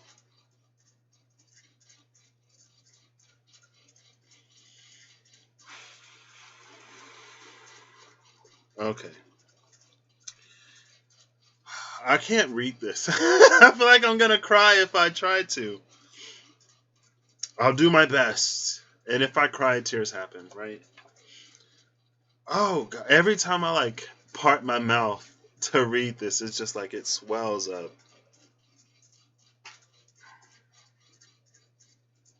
Okay. Bamboo is flexible, bending with the wind but never breaking, capable of adapting to any circumstance. It suggests resilience, meaning that we have the ability to bounce back even from the most difficult times. And that's from Ping Fu, I think. I know times are hard right now, and the world is crazy. Oh my gosh. If you ever need to reach out, I'm here, and I love you so much. This hardship won't last forever. Much love. And like, I don't want to put our whole name out there, but this is the card. And there's the bamboo. I'm like, wow. And I feel like if there was a letter from Spirit that was coming in, oh my gosh, look at this. If this isn't like the perfect mixture between these two elements right here.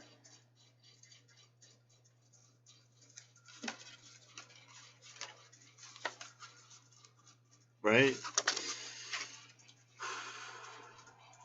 Thank you. Man.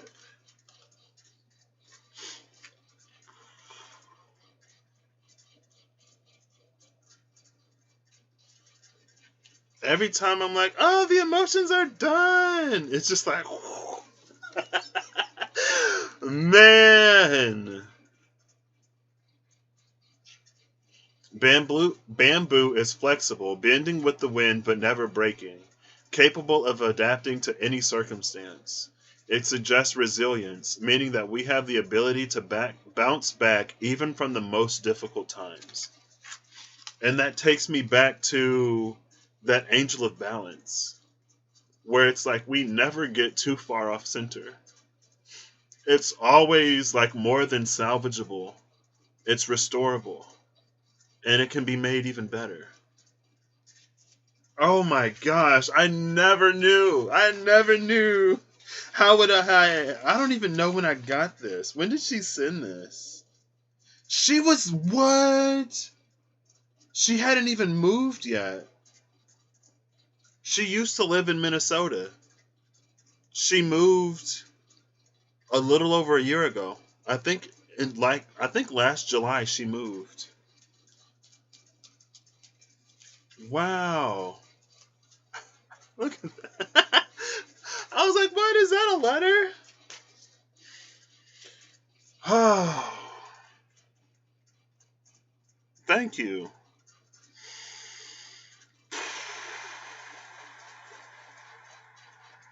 Thank you. I really appreciate it. Oh, goodness. I should have ended this. I'm kidding. Y'all want to keep going? Let's do a poll. Y'all want to keep going, or is this good? Are we good here? And I feel like obviously, I feel like that was to everybody. Right? So, wow.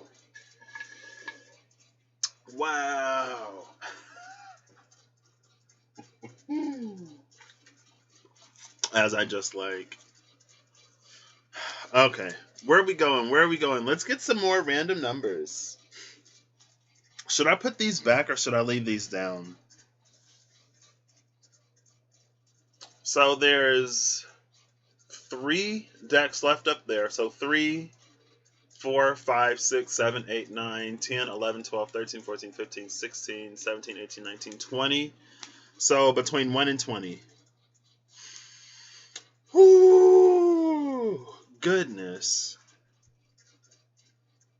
And I'm just thinking back on her journey and my journey and our journey. And it's crazy. I remember freshman year in college when I was absolutely 17, 9, and 13. Okay, that's all the numbers. Yeah! Okay. What was that? Was that Steph? I think that was Steph that was going to the fire. Starborn Verg was going to the fire lookout. 3, 6. You already picked, Russ. We're doing 17, 9, and 13. Well, 4. Man, life has been crazy.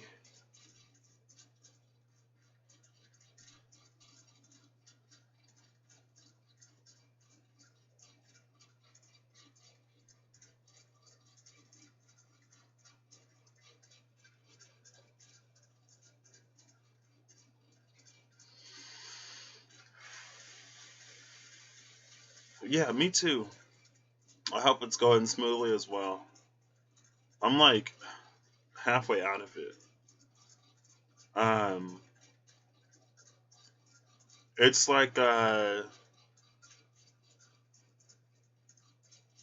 it's there's a door opening and the sun is literally behind it, where there's so much of the everything that I want is it's open. I gotta step into it though, right? It isn't necessarily just gonna happen. I'm not gonna just chill in my room and never go anywhere and do anything, and then it just. I mean, honestly, hey, it could, but I would still have to accept those opportunities as they come. So even if the action is deciding, even if the action is accepting, something still has to be done. Okay.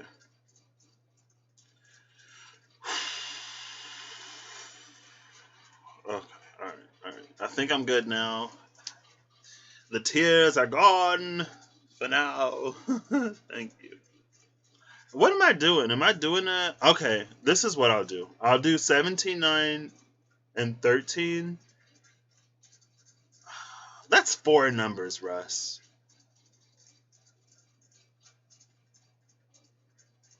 Let me just see what these. So that's 3, 4, 5, 6, 7, 8, 9, 10, 11, 12, 13, 14, 15, 16, 17. Is the Threads of Fate Oracle cards. 9 is 3, 4, 5, 6, 7, 8, 9. What? 9 is the only deck that I literally put back. The Tea Leaf Fortune cards again. 200 round cards in a 98-page book. So those are back. 13. If that was 9, 10, 11, 12, 13, 14, 15, 16, 17. Yeah, that's how I did it. 13 is the Threads of Fate Weaver Tarot. So we got both of these.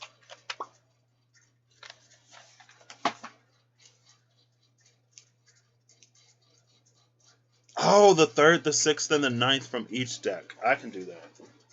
As it is or shuffled? As it is. Alright.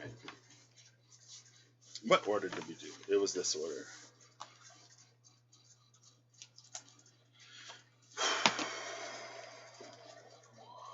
Wow. That's my love language right there. Like, words of affirmation. Ooh, I'm trying not to I guess, well, I'm not trying to put her full name out there because she don't live there no more. Or, I still live here, so I ain't trying to put my address out there either. Like, what? What? That's why, my favorite gifts. Yours is pulsing. Mine was, doing something earlier. I'm like, wait. So, are we pulling from the top or from the bottom? Ooh. I'll do 3rd from, okay. 3rd from the top, 6th from the bottom. And this one, let's just do from the top. Or from the bottom. Someone tell me, top or bottom? Where am I pulling these from? From the top, from the bottom?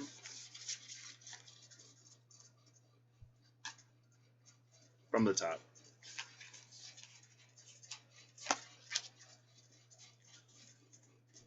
Four, 5, 6, 7, 8, 9.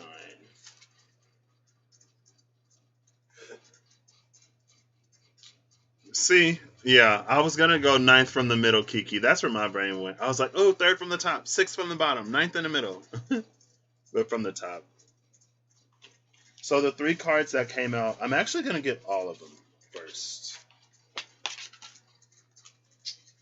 I was going to tell you what came out, but we'll get all of these. Oh, wow. So the Tea Leaf Fortune cards are broken into halves. I forgot about that. I'll just do the 3rd, the 6th, and the 9th on both halves. I wish I had... You know what? It's fine.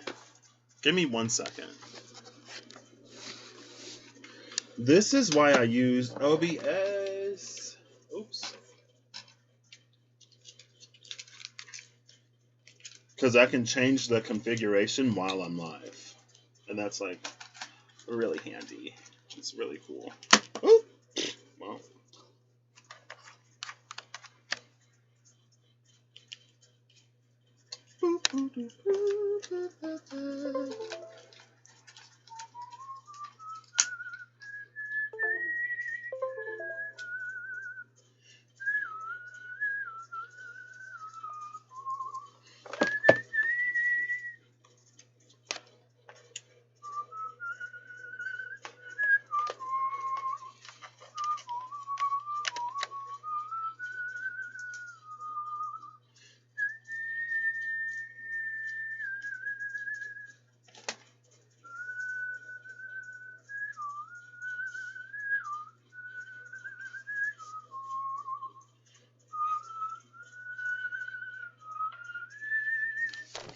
Okay.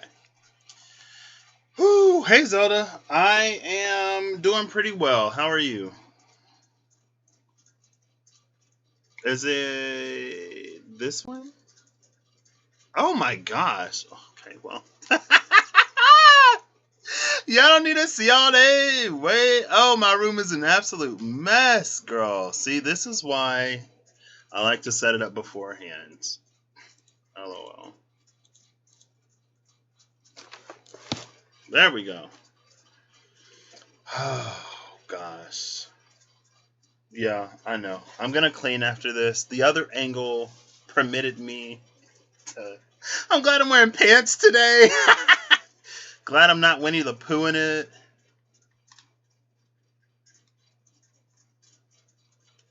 Where the. Hold up. This way. Oh my gosh. Oh, this is a whole mess. It's fine. I've already cried. Not that crying is a mess. I don't mind crying. But.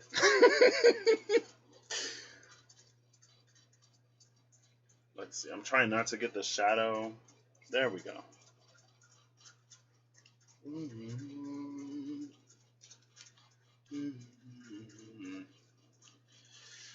Oh, goodness. Do. You know what? It is what it is.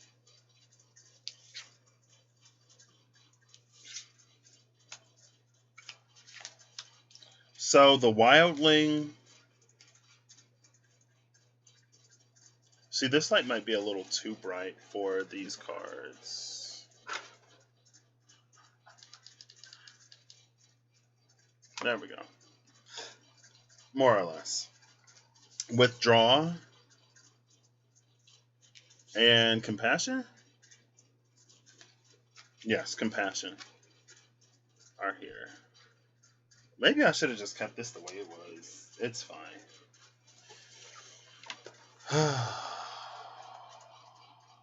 I mean, I know y'all don't mind, but I mind.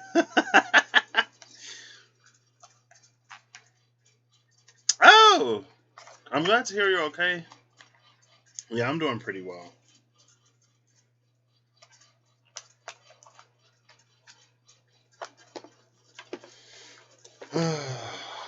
So 1, 2, 3, 4, 5, 6, 7, 8, 9. So we have the wheel. Is this a shark? The wheel, the shark, and the arrow for this half. 1, 2, 3, 4, 5, 6. Oh, snap. 7, 8, 9. For this half. Is this more money?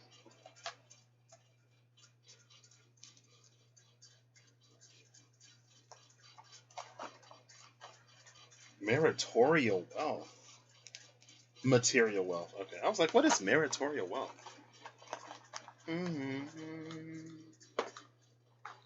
We got coins. We got the purse.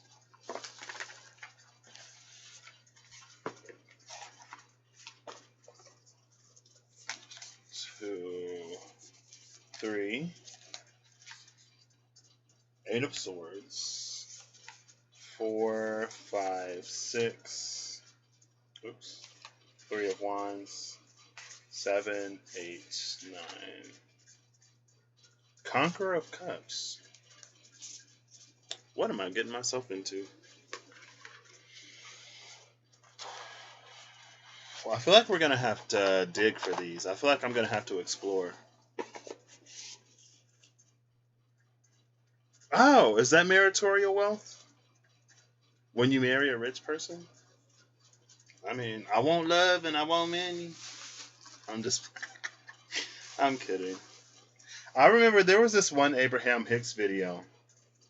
And there was this person, she was like, Abraham, like, I don't know what to do. Like, there's this really nice guy and he's got a lot of money and blah blah blah. And she was like, well, were you manifesting money? She was like, yeah. Were you manifesting a lover, a partner, something romantic? She was like, yeah. And she's like, so you got both in one person. Like, are you okay with that? Yeah. And it's like, it's better than manifesting a lover and then manifesting money somewhere else, and then, like, things get weird, right?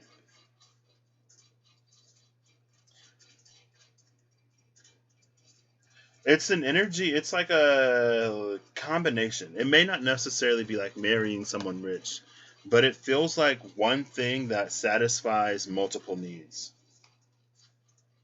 It fulfills multiple desires.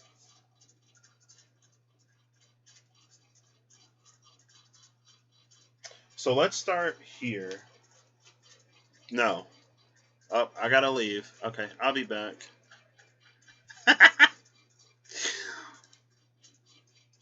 Oh gosh. See, I wish this was just like. It's fine. This was the first one. So the wildling is here. I'm actually gonna read the wildling. Or should I just go with it? I feel like I should just go with it. Well, I gotta read these. Do I have to read those? Nope, I'm not reading anything. We're gonna go purely into. I mean, it's the wildling. Like, let me consult the book to see what the wildling wants to say. Wildling, honestly, it gives me a little bit of some kind of Fey energy. The purse and the arrow. I am gonna read these. Oh, I'm not gonna read these.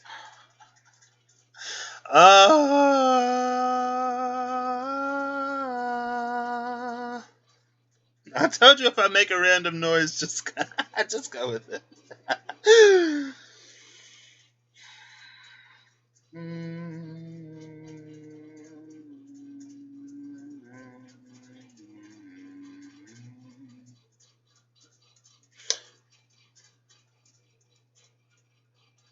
This is a Robin Hood energy.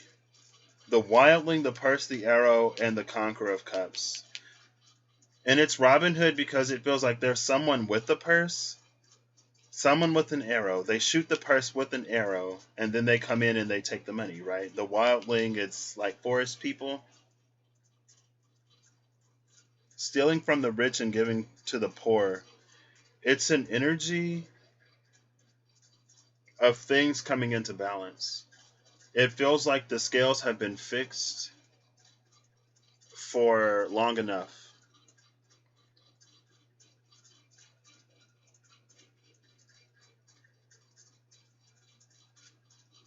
And something is coming in to set it right.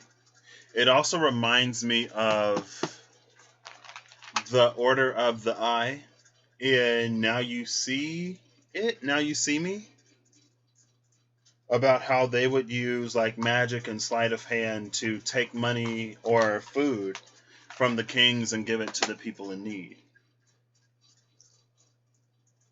And this reminds me of, yeah, hey Ariel. Ooh, eggs from the chicken coop. Wild love with a wealthy conqueror. Ooh, Russ. Let me stop. It is. It is like Faye. But in that, it's like using. What I love most about Now You See Me was that it felt like multiple tests given under the same guise or umbrella. Oh, yeah, you did say Pat was making pancakes. I'm not the only pancake Pat out there. There's a whole network of pancake Patricks bringing joy to the world. I smell somebody's cooking breakfast out there. But it reminds me of Runebreaker 6 and Now You See Me. Because they have gifts and abilities. And they were using those gifts and abilities to right wrongs, basically. And to give money back to those who qualified for it but didn't receive it because of shady practices. And so part of the test was a test of their skill. Another part was a test of their cooperation together. Another part was a test of their ego, I guess, in a way that, like, they didn't take any of the money for themselves. All of the money they got, they gave. And then when they passed those three, they were welcomed into an order that is all about that sort of energy of the redistribution and stuff like that. This is the same live, Ariel. This is the same live. Kiki just put pancakes on the griddle. Hey. The pancakes in a cup were...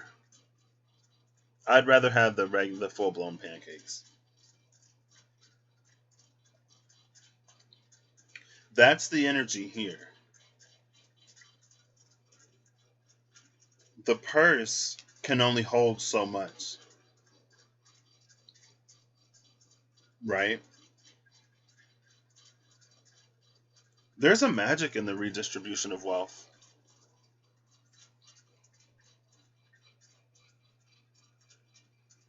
These feel like seeds that grow.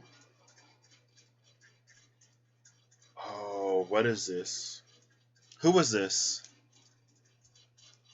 Russell. Was that you? Was it Reem? It was somebody.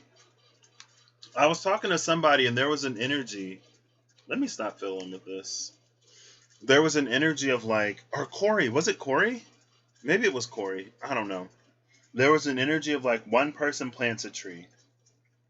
And then they give those seeds to other people, and those people plant seeds that become a tree, and then it's this planting and giving and planting and giving, and it's how an entire forest is born. But it's not one person that does it. And it's like the more you give, the more you get, because the purse can only hold so much. And if you withhold, then it starts to stagnate. And that's where greed starts to come in and it corrupts. So that's another energy of a loosing of abundance and that distribution of wealth. This is the Robin Hood. And I think it's not just money. It may also be knowledge. Right? Hoarding is stagnating. And a selfish energy won't, like the time for that is over. And that was within the Runemaker 6 rotation. Yeah. So next is withdraw, coins, shark, and the 3 of Wands. This is an energy of receiving. Like withdraw is literally you withdrawing from this bank. Hold it. Baby in a cup. Oh, they're stored. Wait, what? Oh. Ah, that's funny. It's on the stork card. What?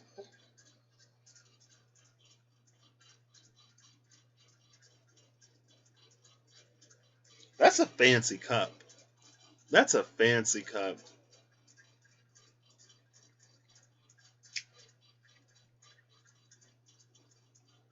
Look at this cute little brown baby.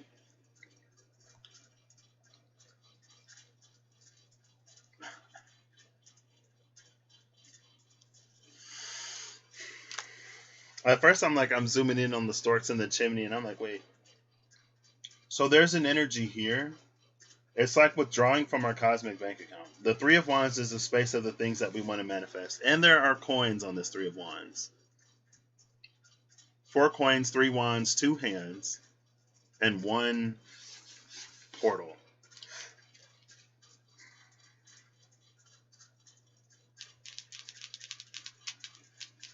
So we're literally like withdrawing these coins. Right? I was like, what?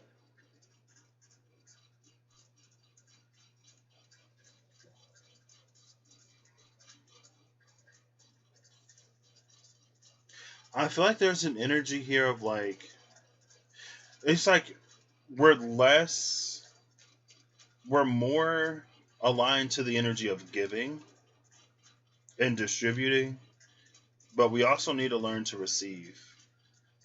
And where the purse was limited, these coins are just like they're raining from the sky.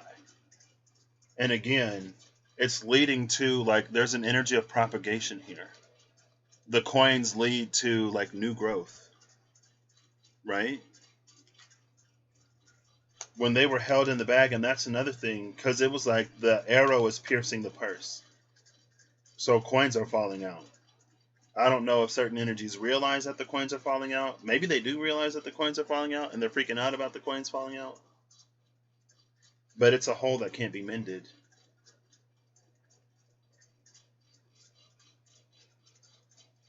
This shark is interesting because it feels like the shark is someone who feels entitled to these coins. The coins that are literally raining from the sky.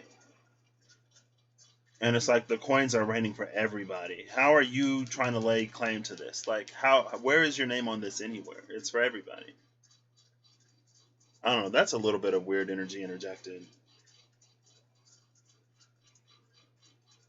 There's a sense of entitlement there. I feel like this is that envy card. And this is the rest in rejuvenation.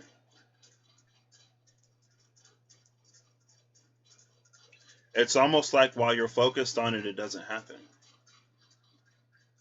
It's like a water hose, right? If you put too much pressure on it, it can't flow. So maybe the arrow is also trying to come in and to relieve pressure in certain ways to get this to flow as well.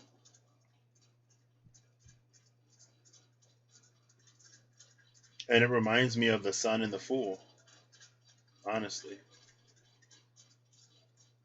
It also reminds me of the Seven of Swords in the Wild Unknown Tarot with the Sleeping Fox. And that card, for me, it's a card of birthright.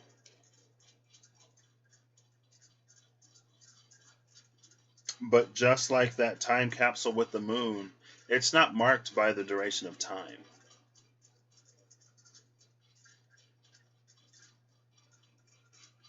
Right?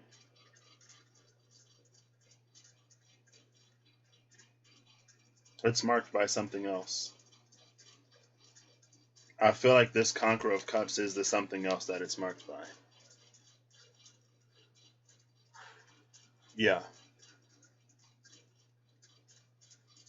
I have no idea what a whale shark is, Holly. Can you enlighten me, please?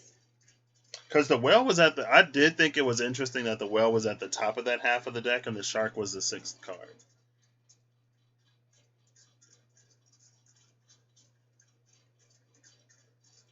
There's also an energy here of... does it? It does! That's interesting. Because when you were raking the room, the one that is wand, it's traditionally wand.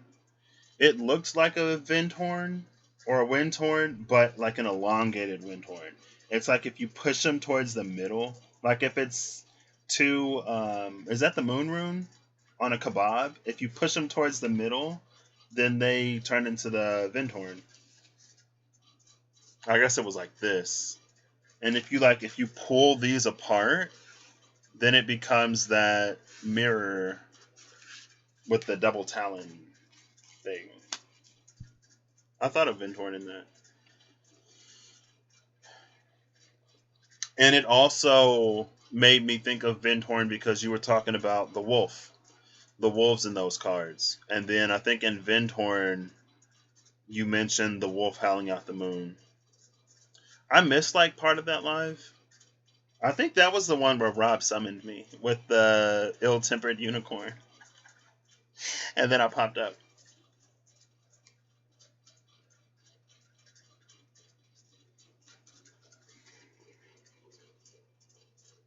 So let's do that.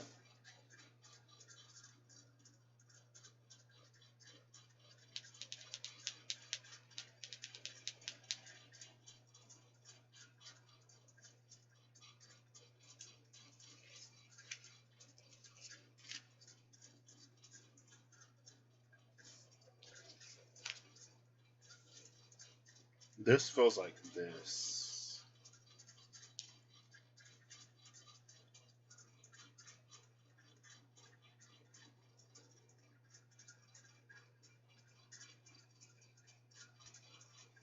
Oh! Very large whales that filter plankton. That's interesting. Oh my gosh. Okay. That reminds me, I know I sent it to Reem. I'm gonna play it. It's a video on YouTube. And it's like the sound of an arrow. And when you said howl arrow, Russ, it reminded me of that. They're harmless and beautiful. I like that.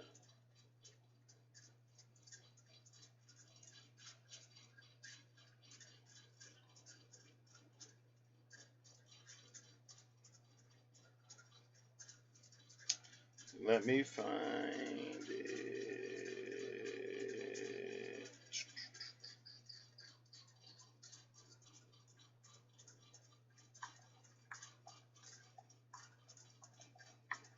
Am I going to be able to...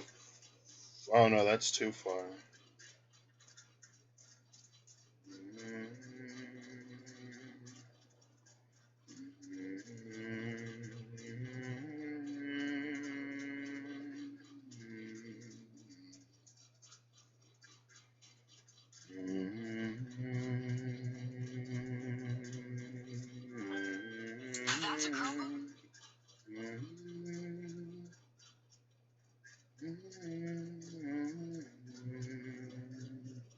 Where is this?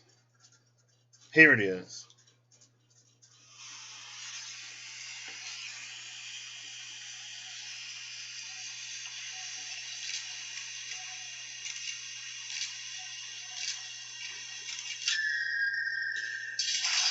Could y'all hear that?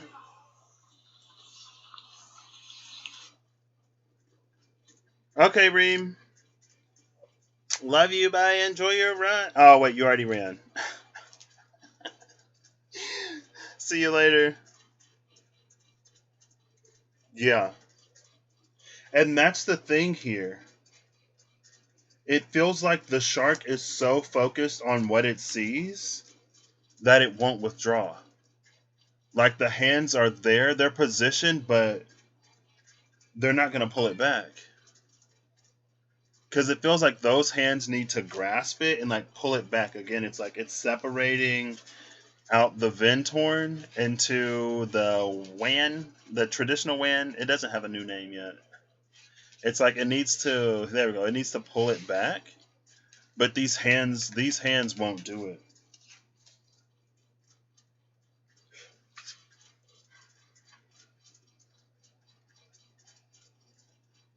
And it also reminds me of a finger trap in that way. Or like quicksand.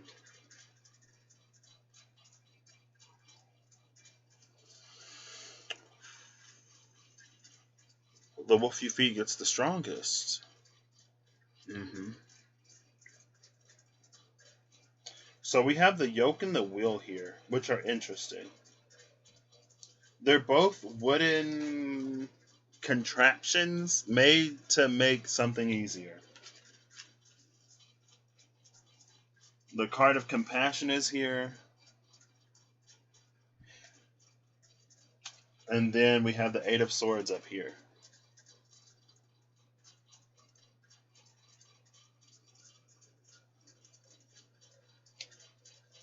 Honestly, the compassion, it feels like an evolved wildling energy. Or it feels like an elder wildling. Like if the wildling is like a nature spirit, this is one of the elders of the forest.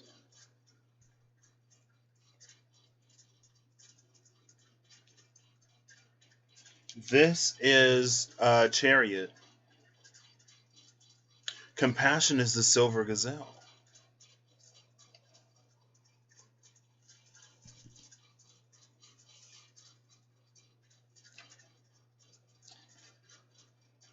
It could be migration energy. Oh, it feels like the energy is migrating. It feels like wealth and abundance are shifting to different areas. And so if we continue to try to tap where wealth and abundance used to live, it's going to run dry. But it's the energy that's so focused on the coin that it doesn't see how it's moving and shifting, and so it begins to work against itself. Yeah, that's what I was going to say. I was like, the white gazelle is Reem. Are these Reem's kin? After she just left Reem's like, I'm still here.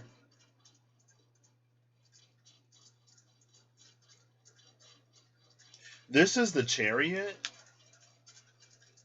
Oh, and this is what pulls it.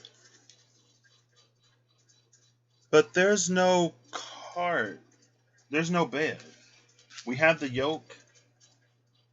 We have the wheels. But we don't have what they're attached to. And the Eight of Swords is here.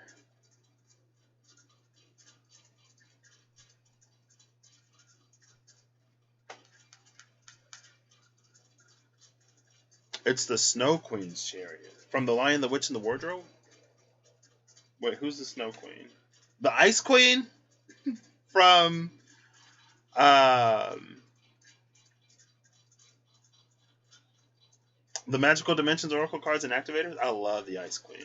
Love the Ice Queen. That bit isn't needed anyways. Well, it's like, it's what the wheels attach to and what the yoke attaches to.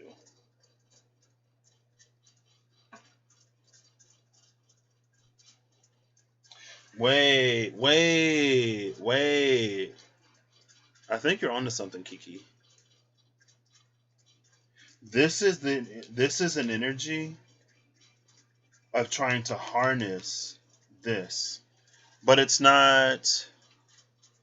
Oh, okay, gotcha. The Ice Queen with the splinter of glass in the boy's eye. That's what.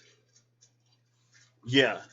And then he goes cold, she takes him, and the girl like goes to find him, and then he warms her heart, or he reminds him of who he is, or something like that. I got you. Did you probably never got that deck, did you? Because the Ice Queen, that story is on one of the cards in that deck. I don't remember which one, but my friend has it. And it's come out. I don't think it's on the Lovers. It might be. I don't think it's on the Lovers. I think it's on a different card. I've seen it a few times. Yeah, it's not the Lovers. I've seen it a few times in that deck. It feels like in this old energy, we would try to attach the wheel and the wagon to the Elder. Hey, LB. How are you doing? It's the Conqueror. Wait. Hold up, wait. And this card?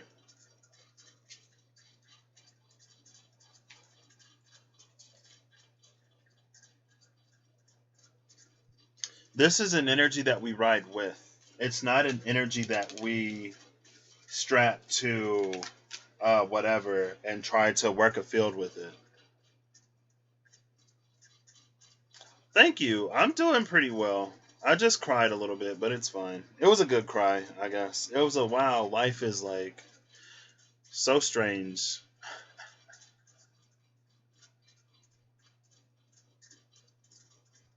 And I think that's why the Eight of Swords is here.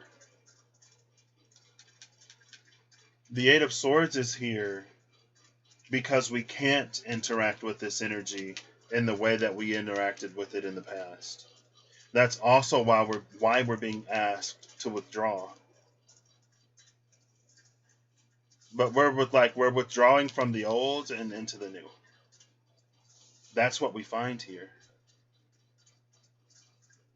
But if we're so attached to lack, if we're so attached to what we don't have that we don't allow ourselves that moment of peace, or not peace,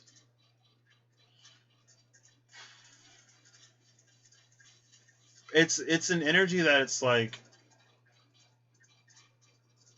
if you step away from it, you get the solution. It's one of those problems where you reach the point where you're hitting your head against the wall trying to get an answer. And it's like as soon as you step away and you do something else, the answer just comes to you. Or you get it in a dream or something like that.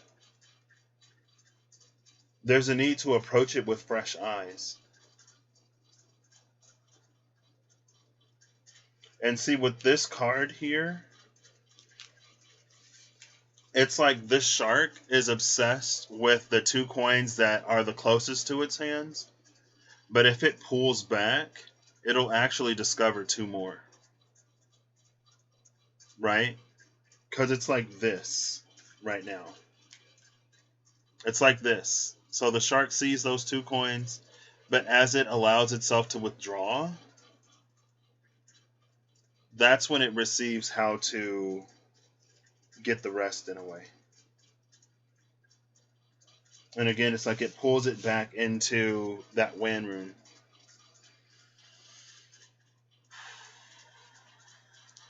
That happened to you yesterday with the big thing. Ooh, that's exciting. Big things are exciting.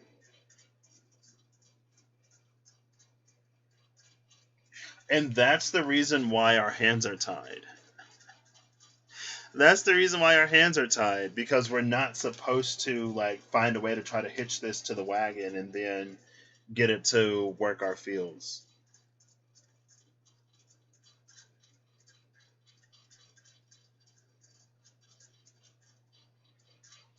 And it feels like 44-44. Oh, snap. Yeah, it's very much that, Russ. And it's not that it's a trap. It's not like a money trap for the greedy. But it's an energy of like not seeing what else is happening, not seeing how the entire situation is changing and evolving, not seeing that the coins aren't where they used to be because it's so focused on the money. Yeah, very much that finger trap. Juggling adulting with need to believe in magic. A bit is used to control the horse or ox that is pulling the yoke, cart, and wheels. No bits. No bits, no carts, no wheels. I mean, the horse and the oxen, like, they have legs. They don't need wheels. And it almost feels like it feels like it would be seen as highly disrespectful to this elder to try to do this to it. That's why you get stopped at the wildling. That's why we have to get past the wildling first, because we don't need another diplomatic nightmare between humanity and the natural world. Like, we've had enough of those. And so this is the sniffing and the welcoming in. I mean, I guess I'm not surprised, because again, that's that. After you've been sniffed out, right? I guess the sniffing happens here, and then you open up into this. Oh, maybe this is like a doorway. The portal behind it. Oh! This reminds me yesterday of the card with the star that was below the circle. It was right in the middle. What was it? You always think of yolks with milkmaids. It was a card that was right here. It came out with Get Curious. That's what it was. Get Curious. Because it feels like the center of these 3 wands is going to align with the center of the portal. Right? And once they align, then you pull these back and it opens up a gateway to an entire like domain, an entire realm of abundance. This is that realm of abundance. So there's an alignment that needs to happen. There's a release and a withdrawal that needs to happen. And it's not something that we drive in the way that we are used to. It's motivated by something else. And our ways of going about it in the past, it's not going to work here. You're going to feel like your hands are tied. Because if you approach this space with the old mentality, you're not going to be able to interact with it. Your hands are going to be tied. They sniffed you out and you are found wanting. And you can't force anything here. The time of forcing things from spirit is over. Well, I'm not going to say that. I just don't think it will be as productive if you try to hitch your yoke and your wagon and your wheels and your bits and your everything, your reins to this. It's not going to move. You can hook it up to a cart, yeah, but if it doesn't want to move, it's not going to move. And these energies are powerful enough that no matter what you do, they won't move. So,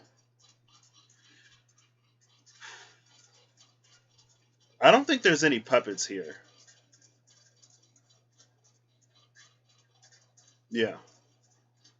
This is that Broomwaker 6. Rustling around. Check it out. And this is the compassion that we need to move forward with now. Rather than that greedy, self-centered, self-focused, egocentric, old stuff that used to really thrive. Right? The greedier and more heartless and more selfish you are, the better you do. Where you can, like, take advantage of people, you can crush people, you can use people and not care. Like, yeah, that time is it's up.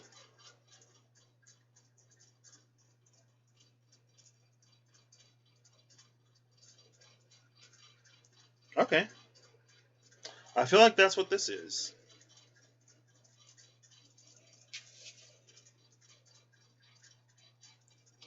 Oh.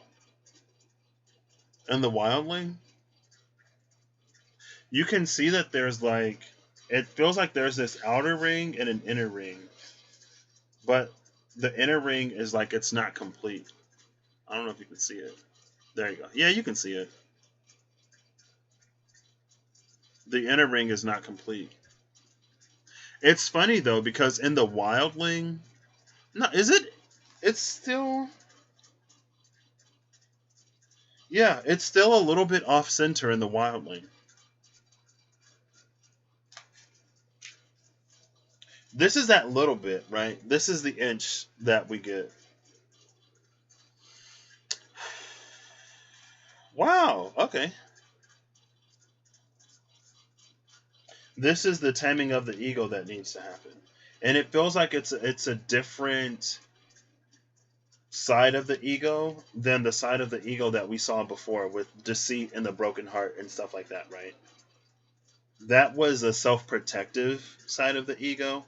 This is the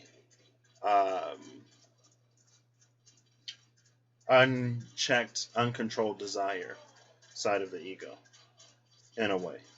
That's only focused on what it wants and it doesn't care about anyone or anything else. This is that it's a dog eat dog world mentality. This is that, you know, that's life mentality. I don't know. Okay, work. Nice. Hola, mis amigos.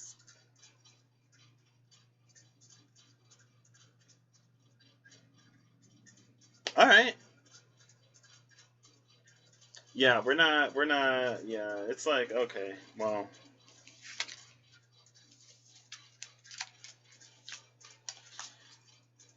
What? Oh, I was like, what the? Okay, that was interesting. And it's also interesting because the boat and the dolphin came out. Oh, no problem, Kizzy Cat. I'm glad that we could have been there for you in some way. So that makes my heart happy.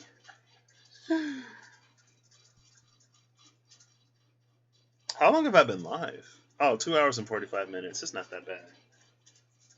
I've been live longer. Ooh, girl. When we get to 5 hours, that's when it's like, okay. Kizzy cat. Heart, heart, heart, heart, heart, heart. Oh, look at the bottom of the deck. The bottom of the deck is the void. The Ganunga gap. This is interesting. Because we see... Oh. It feels like in the withdrawal, like this little piece that's missing. Where's my finger here? This little piece that's missing here. If you withdraw, it's like it'll fill it in. And then we can pull the two swords out and we can fill this in. Where was the...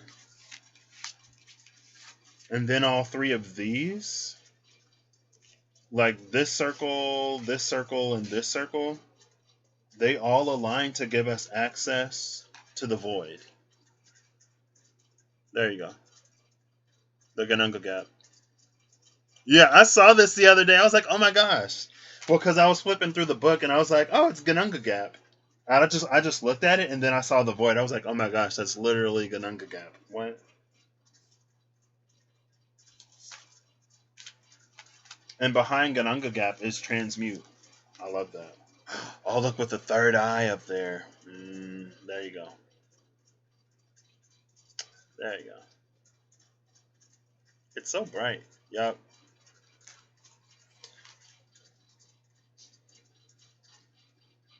It honestly feels like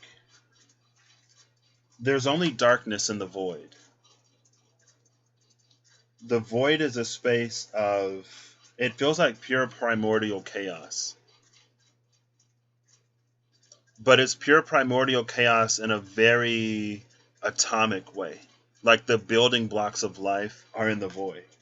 And it feels like this third eye gives us the ability to see in the void. So we can send in this, queen bee or this beetle? Let's go with scarab beetle. I've always seen this as a bee, but now I'm like, is this a beetle? The beetle can go in, assemble what we need in the void, and then bring it out. Like the beetle is pulling it out of the void for us. It's like it. Hold on, wait. Like there's something that we want, right? So it goes in, it assembles it all together, and then it pulls it out for us. And it feels like that's part of this elder magic. This almost raw elemental magic that goes in and it creates something and then it retrieves it for us. I don't know. That's what it's feeling like. It's feeling scarab today. There's the scarab. I don't know if I've seen the white ravens yet, but the scarab is here. See? Yeah, where are the ravens, Russ? Maybe the ravens were in the bird cages. Oh, those are the ones with the letters. The ravens had the letters. Who was that? Oh.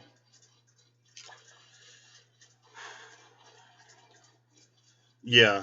I think if I didn't have the light directly overhead, it wouldn't be as bad. Or if I turned it down. Because if I do that, then you can see them better. I should have just did that.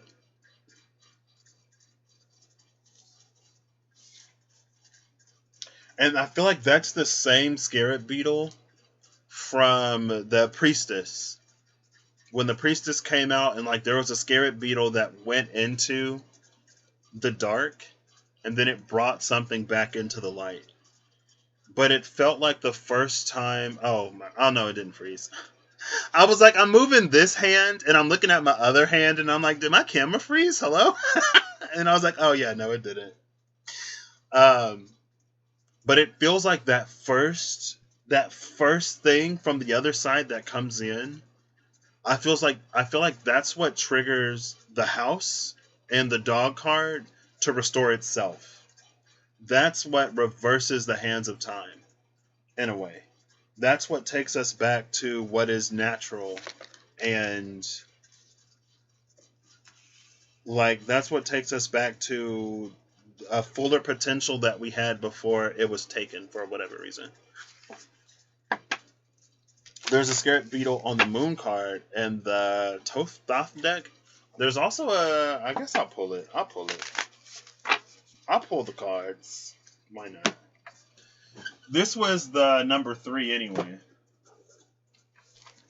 Boom. And the Wild Unknown. It was the Scarab Beetle on the Moon card and also the Scarab Beetle on the Knight of Pentacles. This has been fun. Thank you all for being here.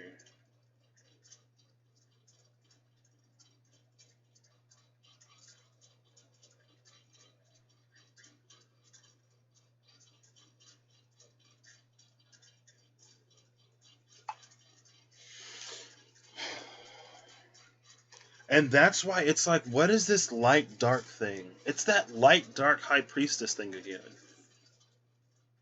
The beetle can go in between realms. And it reminds me, it's that like at the Yggdrasil, in between the 9 realms, and we can sit at the Yggdrasil. We can observe how reality works. And that's what I was talking about yesterday at the beginning of the video that I didn't think I was going to keep. We can observe how reality works in different spaces. We can see that there are things that are possible. And then we can either like reverse engineer them or re-engineer ourselves to make it so that our reality is capable of those things from outside. And the magic of the Yggdrasil, it's twofold in a way of we can see things in different realities to know that it's possible, to then allow our own realities the opportunity to allow those things to begin to manifest. And from a space of observing all realities, we get to see almost what the fundamental building blocks, what the basics are of something that is stable enough to contain and propagate life. Now, how we use this in a personal level, how that information comes down, I don't know.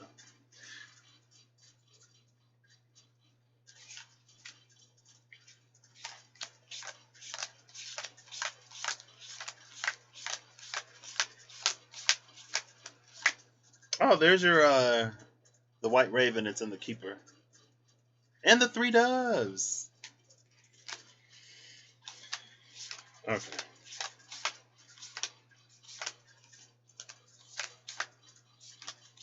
I'm like, what am I looking for again?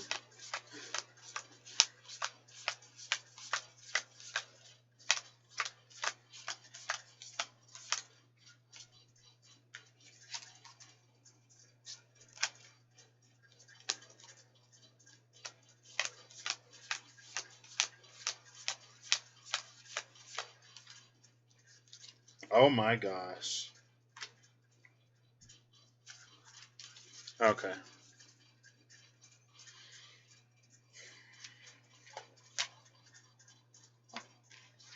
So we have the 10 of Cups and the Sun, the warrior, with this Scarab Beetle. This is the Scarab Beetle that has gone into the dark and is pulling it out. It's pulling this pinnacle out of this realm. This is the Void Realm, right? We can see like half of Gununga Gap here. The curtain is like parting. That's the Necromancer, and there's the Scarab Beetle up here, right? So the Scarab Beetle it flies into here, brings us something back, so that I don't know, because then there's an Anubis energy down here too. And it's like it brings something back, and the thing that it brings back feels like whatever that compassion, elder natural elemental magic is. But the 10 of Cups and the Sun over here, with Apocalypse and the 6 of Cups over here, Apocalypse in the Six of Cups, it feels like returning to the point, like there's a rebirth energy here. It brings us back. And again, that's the energy of the dog in the house. Once we make it to the dog, it turns back the hands of time. It restores the house. And I love that, like, we have a little bit of sun moon action, right? But yeah, it goes back to that energy earlier. And that line, it's like, heal what has been hurt. Change the fate's design. I'm going to look it up. Return what once was mine. What once was mine. Flower, gleam, and glow lyrics. There we go. Easy. Can I get a list, please?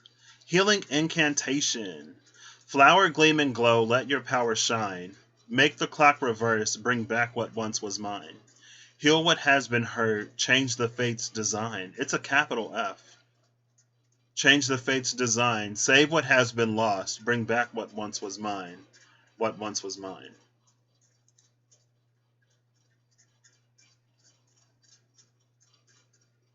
It is. It's Tangled, Soul Luna. Get that sleep, Ariel. I'm about to get me some sleep, hopefully. It feels like that happens. Something is like it's reversed, it's undone.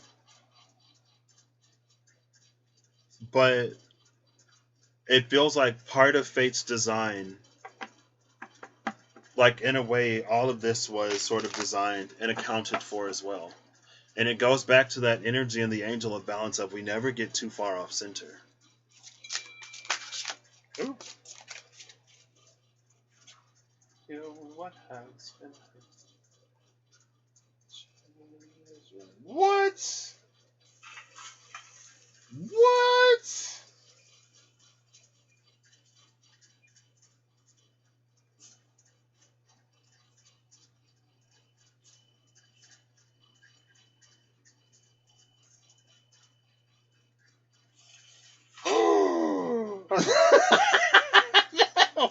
Oh, wow. That's crazy. I'm convinced there's magic.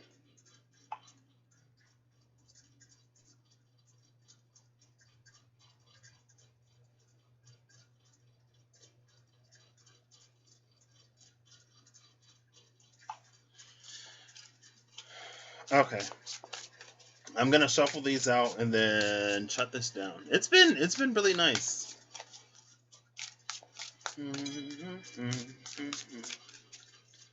Change the fate's design. Bring back what once was mine.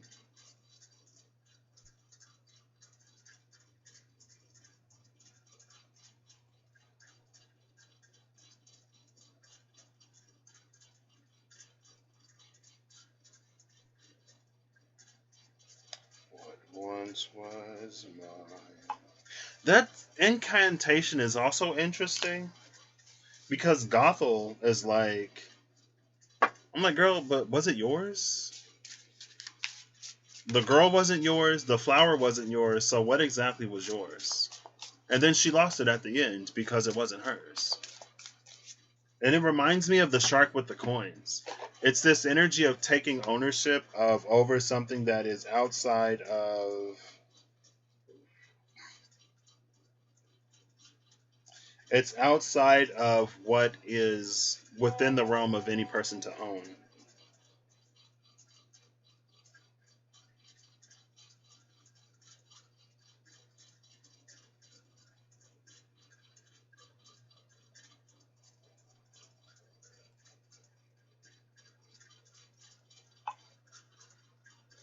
So Russ just sent me a video of this light. Oh wait, I gotta go back to the beginning. That's why I'm like, I'm convinced this is magical. Oh, girl. JK LOL, 1 second.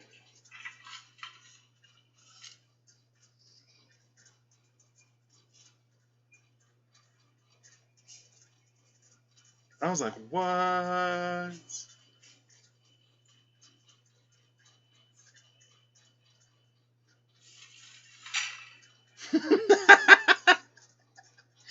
What?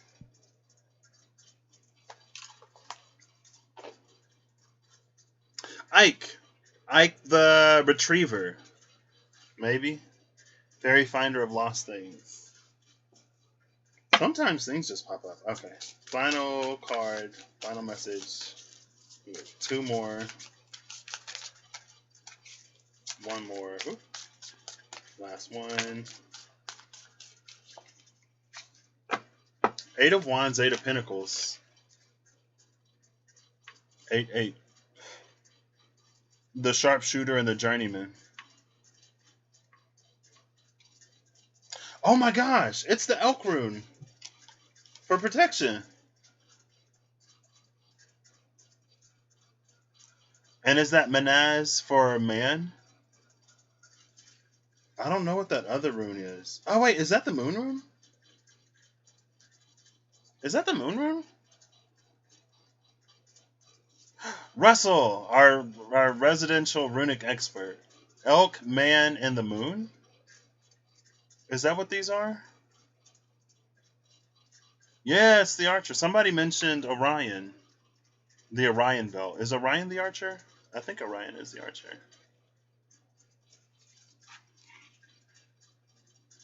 Oh, and see, behind that, it's the Discerning one. With that magical little portal gateway thingy at the top. Cow.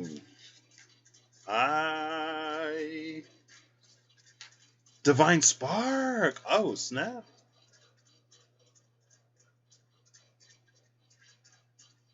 And there's an energy in the Eight of Pentacles. There's something that she's mastering here. And after she masters this, she gets to claim this living magic. In the forest of... Let me read it. But the Sharpshooter is the one that came out, right? And the Sharpshooter was literally just at the bottom of the deck. And I looked at it. I was like, what? There's an energy of celerity here. It's an energy of like working with the wind. I think a lot of times we go against... It's like we try to harness natural elements and energies rather than working with them. And it goes a lot... It's a lot more seamless when we don't need to have so much control. Heal what has been hurt. Oh, okay, yeah.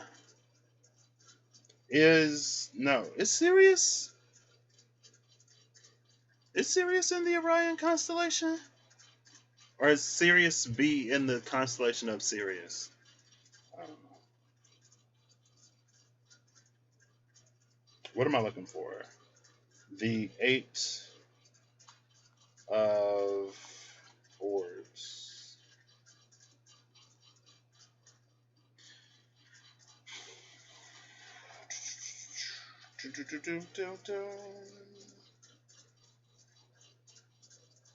Okay. I'll just read the whole thing. Well, I'll read most of it.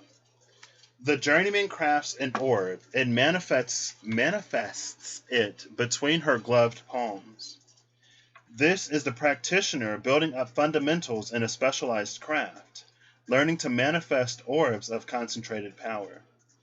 At her crown is an orb symbolizing her potential and the untapped power she wields, but perhaps is not yet aware of. That's that law of surprise. That which you know that you don't yet know. Displayed along the right side is a vertical line of 5 orbs that the journeyman has completed, symbolic of a strong work ethic, discipline, commitment to cultivation, and hard work. One orb has been set into a master's staff, symbolic of what this adept will someday be capable of achieving. Down the journeyman's forehead, through the bridge of her nose, is the runic symbol of Algies, or El, emblematic of the antlers of an elk and a powerful sigil for protection.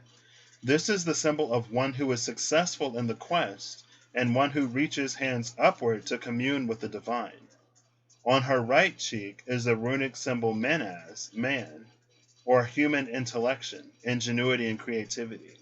On her left is Kenaz, or Ken, the rune that casts light upon the shadows, to know and to understand, to possess the gift of sight. Behind her, the dark woods. Can you see the forest through the trees? When the journeyman appears in a divinatory reading, the seeker must discern a holistic pattern from the current details. Look to the bigger picture. And I love that because, again, the discerning one is literally right behind it. And I don't know why I literally had to read that. We just saw the skull of the elk in Compassion, right? We just saw the elk. It was in the Compassion card, and that's why, like, I feel like this is also a rebalancing of the ego in a way, because that's, you know, the energy here, but it's also because, again, it's about needing to not control it.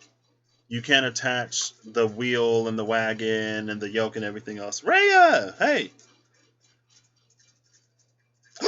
What? Really?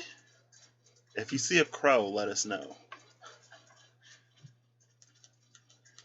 And it honestly, it puts us in a position to be more sensitive to the flow of these energies and to know how to work with them.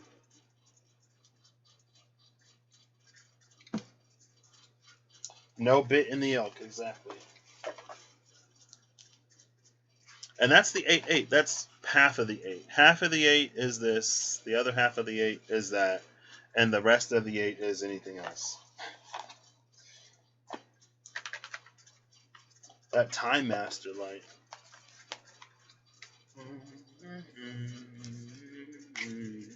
Okay. Alright. Your third eye is buzzy. My stomach is buzzy. I got more pancakes and cups. Yeah, next time just go for the full pancake. Don't do it in a cup.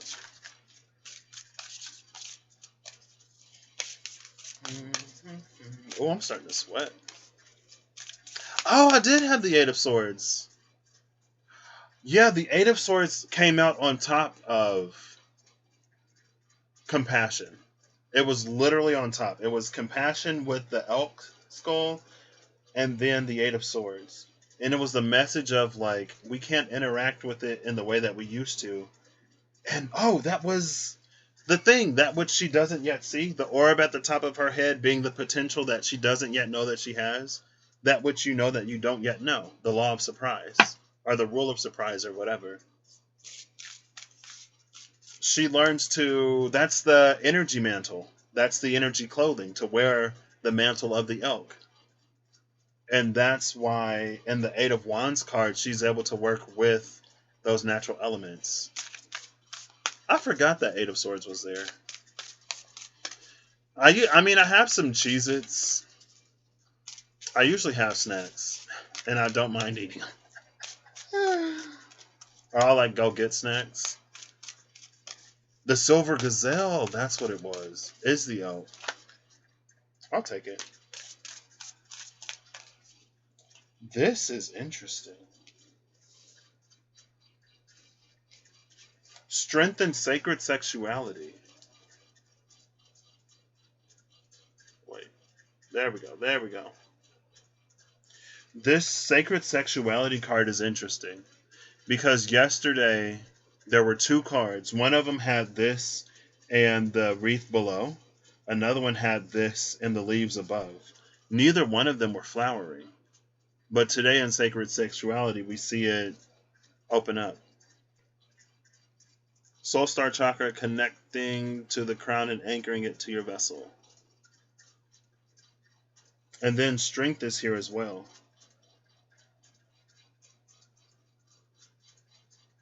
See, there's something about...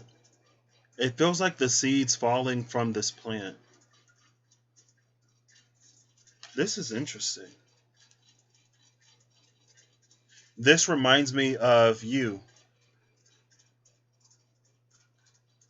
It feels like this strength is inside the womb.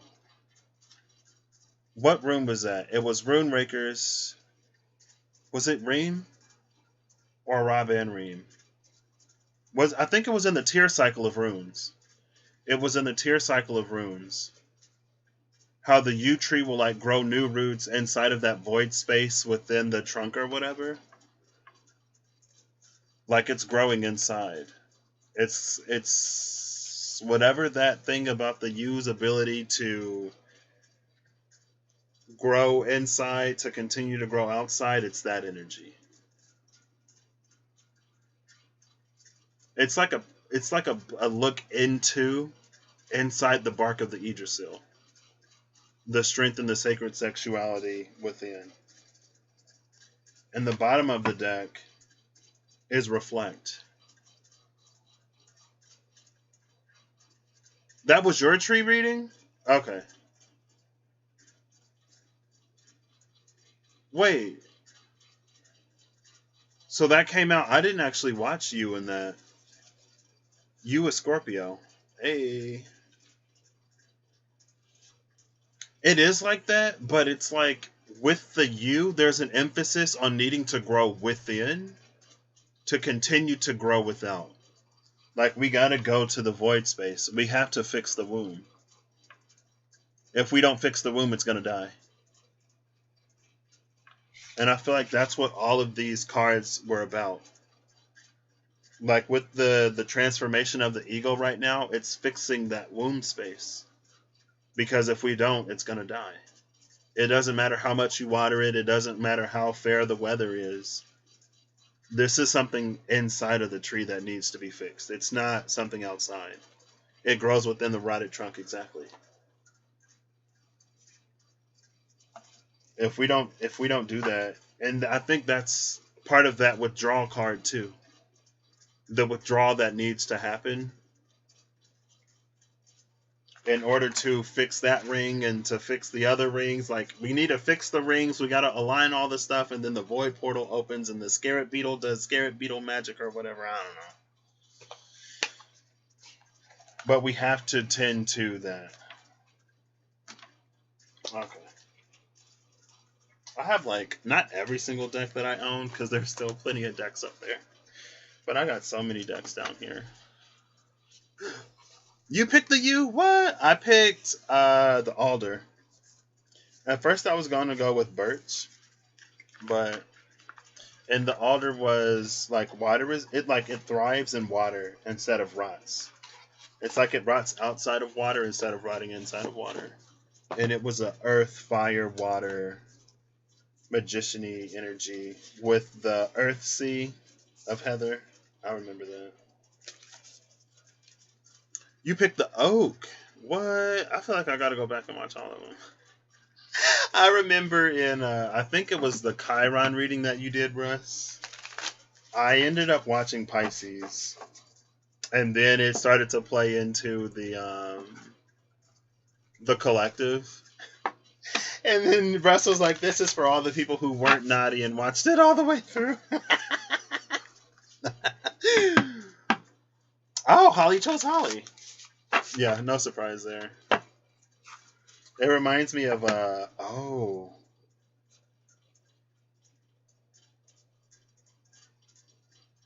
Okay.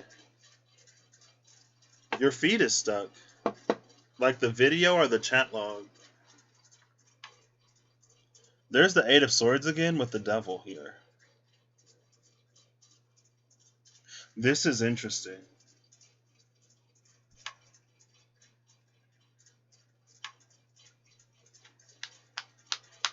This feels like it's the... Oh. It's an energy of manipulation. This is what happens when we try to fix the Silver Gazelle to the cart. We try to force this Ganunga gap, but this is very different. Like the Merkabah configuration is not the void, right? It looks a lot closer to this with the four swords that's framing it. Yeah, this, you can't force your way into this space. And it feels like someone who would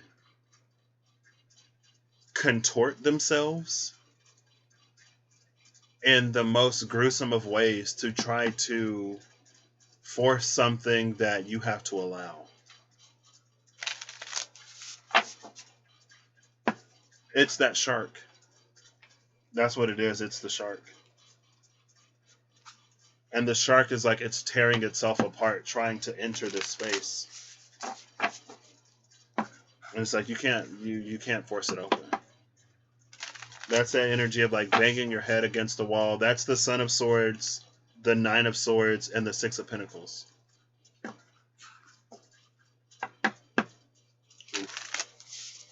Oh, look, there's the Chariot. There's the Chariot. See, the Chariot with the wagon and the wheel and like half of the triangle? That's not the void either. Oof. Okay. Final message from the Ascendant edition of the Weaver Tarot, please. 3 more. 2 more. 1 more. Final shuffle.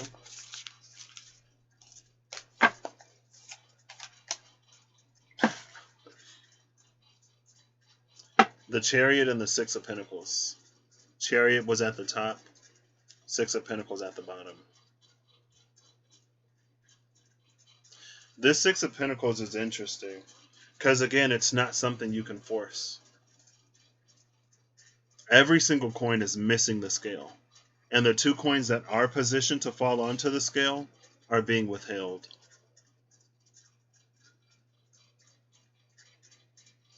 And it's also interesting because those 2 things next to the coins, it reminds me of the seeds that were falling off of strength. And look at these like half open third eyes.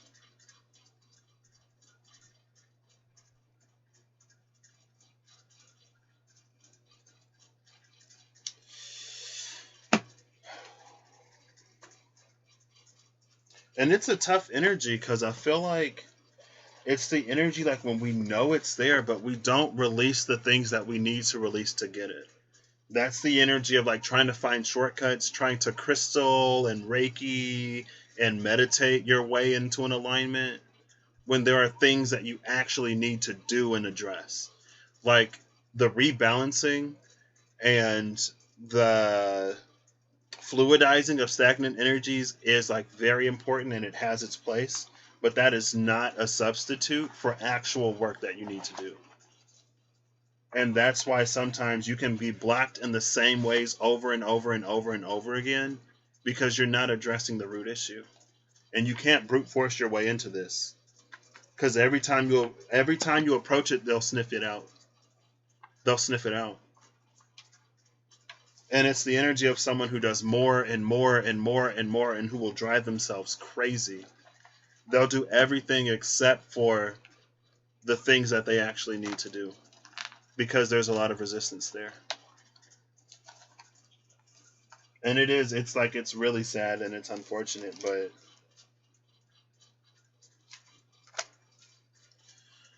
that's rough. The hands are open to receive, but there's nothing on the scale to receive.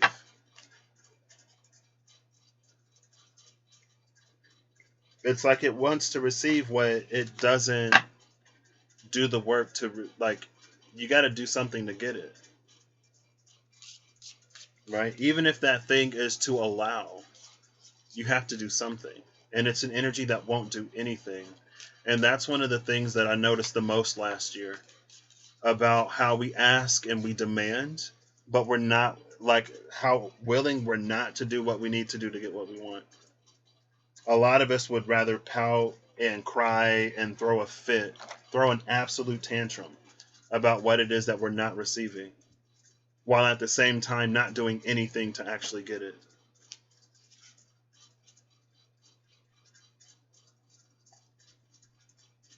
The career card came out. What month is this? January.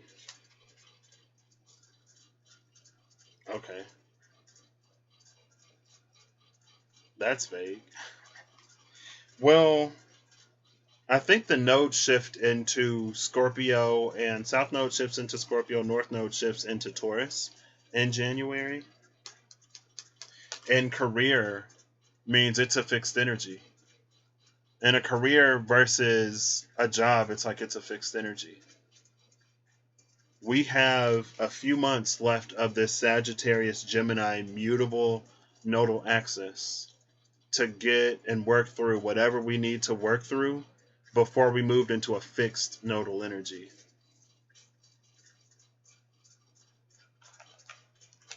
And it can be gorgeous if we do the work and allow it to be. But if we don't do the work, we get more of the same. And that's that Nine of Swords and the Six of Pentacles. If you don't do anything, how do you expect to get anything? And I feel like so much of spirituality has become, or it's marketed as, if you meditate, if you do this, if like thoughts become things, so all you got to do is like think yourself healthy, think yourself rich, think yourself loved. But when it comes to like addressing whatever internal blockage and limitation that we have, instead of like working through that, it's like we try to run for another thought. Find the happier thought. Do the thing that makes you happy. And what it does is it almost drains the substance of our spirituality. And that's like when you get sniffed out, you can smell something that lacks substance. Because as soon as you put any weight on top of it, it crumbles. It completely falls apart. It can't bear anything. And sometimes it can't even bear the very things that it wishes to receive. That's when you get like feelings of not feeling good enough, not feeling worthy, not feeling deserving of the very things that you work for. And it's like, why do you show up to work every day and punch the clock and then not accept your paycheck? Like you've already done the work. And it's things that we actually need to work through, because if we don't, they'll just keep popping up over and over. And then it's like shadow work is never done, healing is never done, like the journey is long and arduous and it's slow, and it's like, or you could do the things, you could heal yourself, you could liberate yourself, you could actually be free of this. And if it comes back again, you know how to handle it, you know how to deal with it, you can recognize it, you see it, you call it out.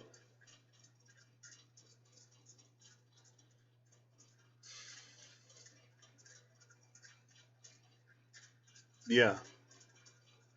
And like the human in me, and for me, it's like, I feel like the dark within me is the most compassionate and understanding. Because it's like, it's not easy to just face the things that we run from. Like, if it were easy to do it, it'd be done, right? But I guess it reaches the point where we have to make that choice and decision. And again, it goes back to that energy of, we've been deciding for some time now. We've been choosing to continue to experience more of the same because we can't make the choice and decision to face that which we need to. So the leg card came out, and it's stepping into a new experience. And it feels like that leg is tensed AF. That leg it's bare, it's raw, it's vulnerable. It's like, oh, I don't want to do it. Like the first step into the pool. But that's where it starts, right? The journey of 1,000 miles starts with a single step. That's the Fool into the Sun as compared to the Son of Cups, the Nine of Swords, and the Six of Pentacles. Experiencing the same over and over, your cup getting darker and darker, losing more and more of your color, losing more and more hope. And then we'll turn around and curse the divine for the things that we don't do.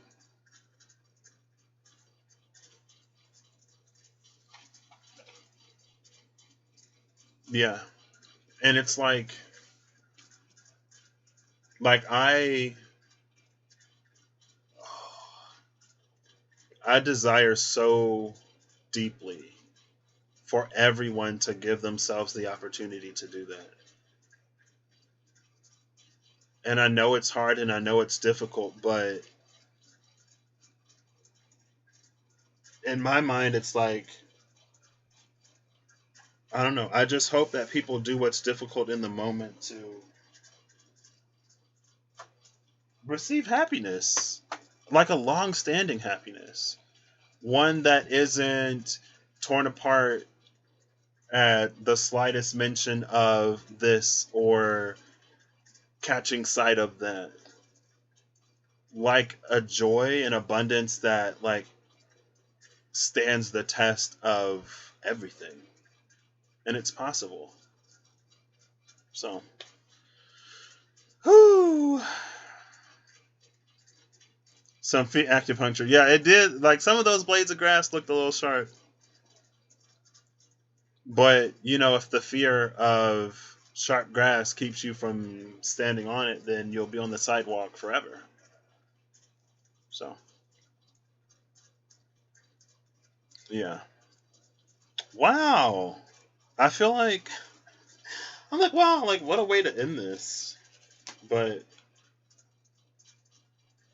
yeah, so check out Rustling Around. It was Black Holes, New Moons, and Ego something. I'm about to watch it myself. Well, I'm about to eat and then I'll watch it. Or I'll eat while I watch it. Where is it? It just posted earlier today. Yeah. So that's what I got. I hope y'all all have a good whatever whenever you see this. I hope you're acting in alignment to make all that you wish to experience your reality. And I hope that whatever you need along your journey, you find it. And I will catch y'all when I catch y'all. This has been enjoyable. A happiness not dependent on outside sources from within. Exactly. And that's why we're fixing the core.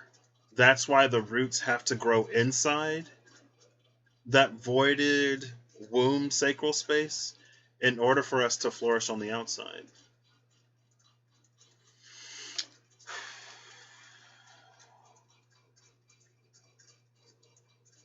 Oh, Kiki, you're so sweet. No problem. If I have to go through it, the least I can do is share. If I could share a part of it to make it even like a little bit easier or to give somebody a little bit of a perspective that might benefit them in some way, I will take it. Like, I already went through it, so let's get as much benefit from that as we can. So, yeah. All right. I'll catch y'all later.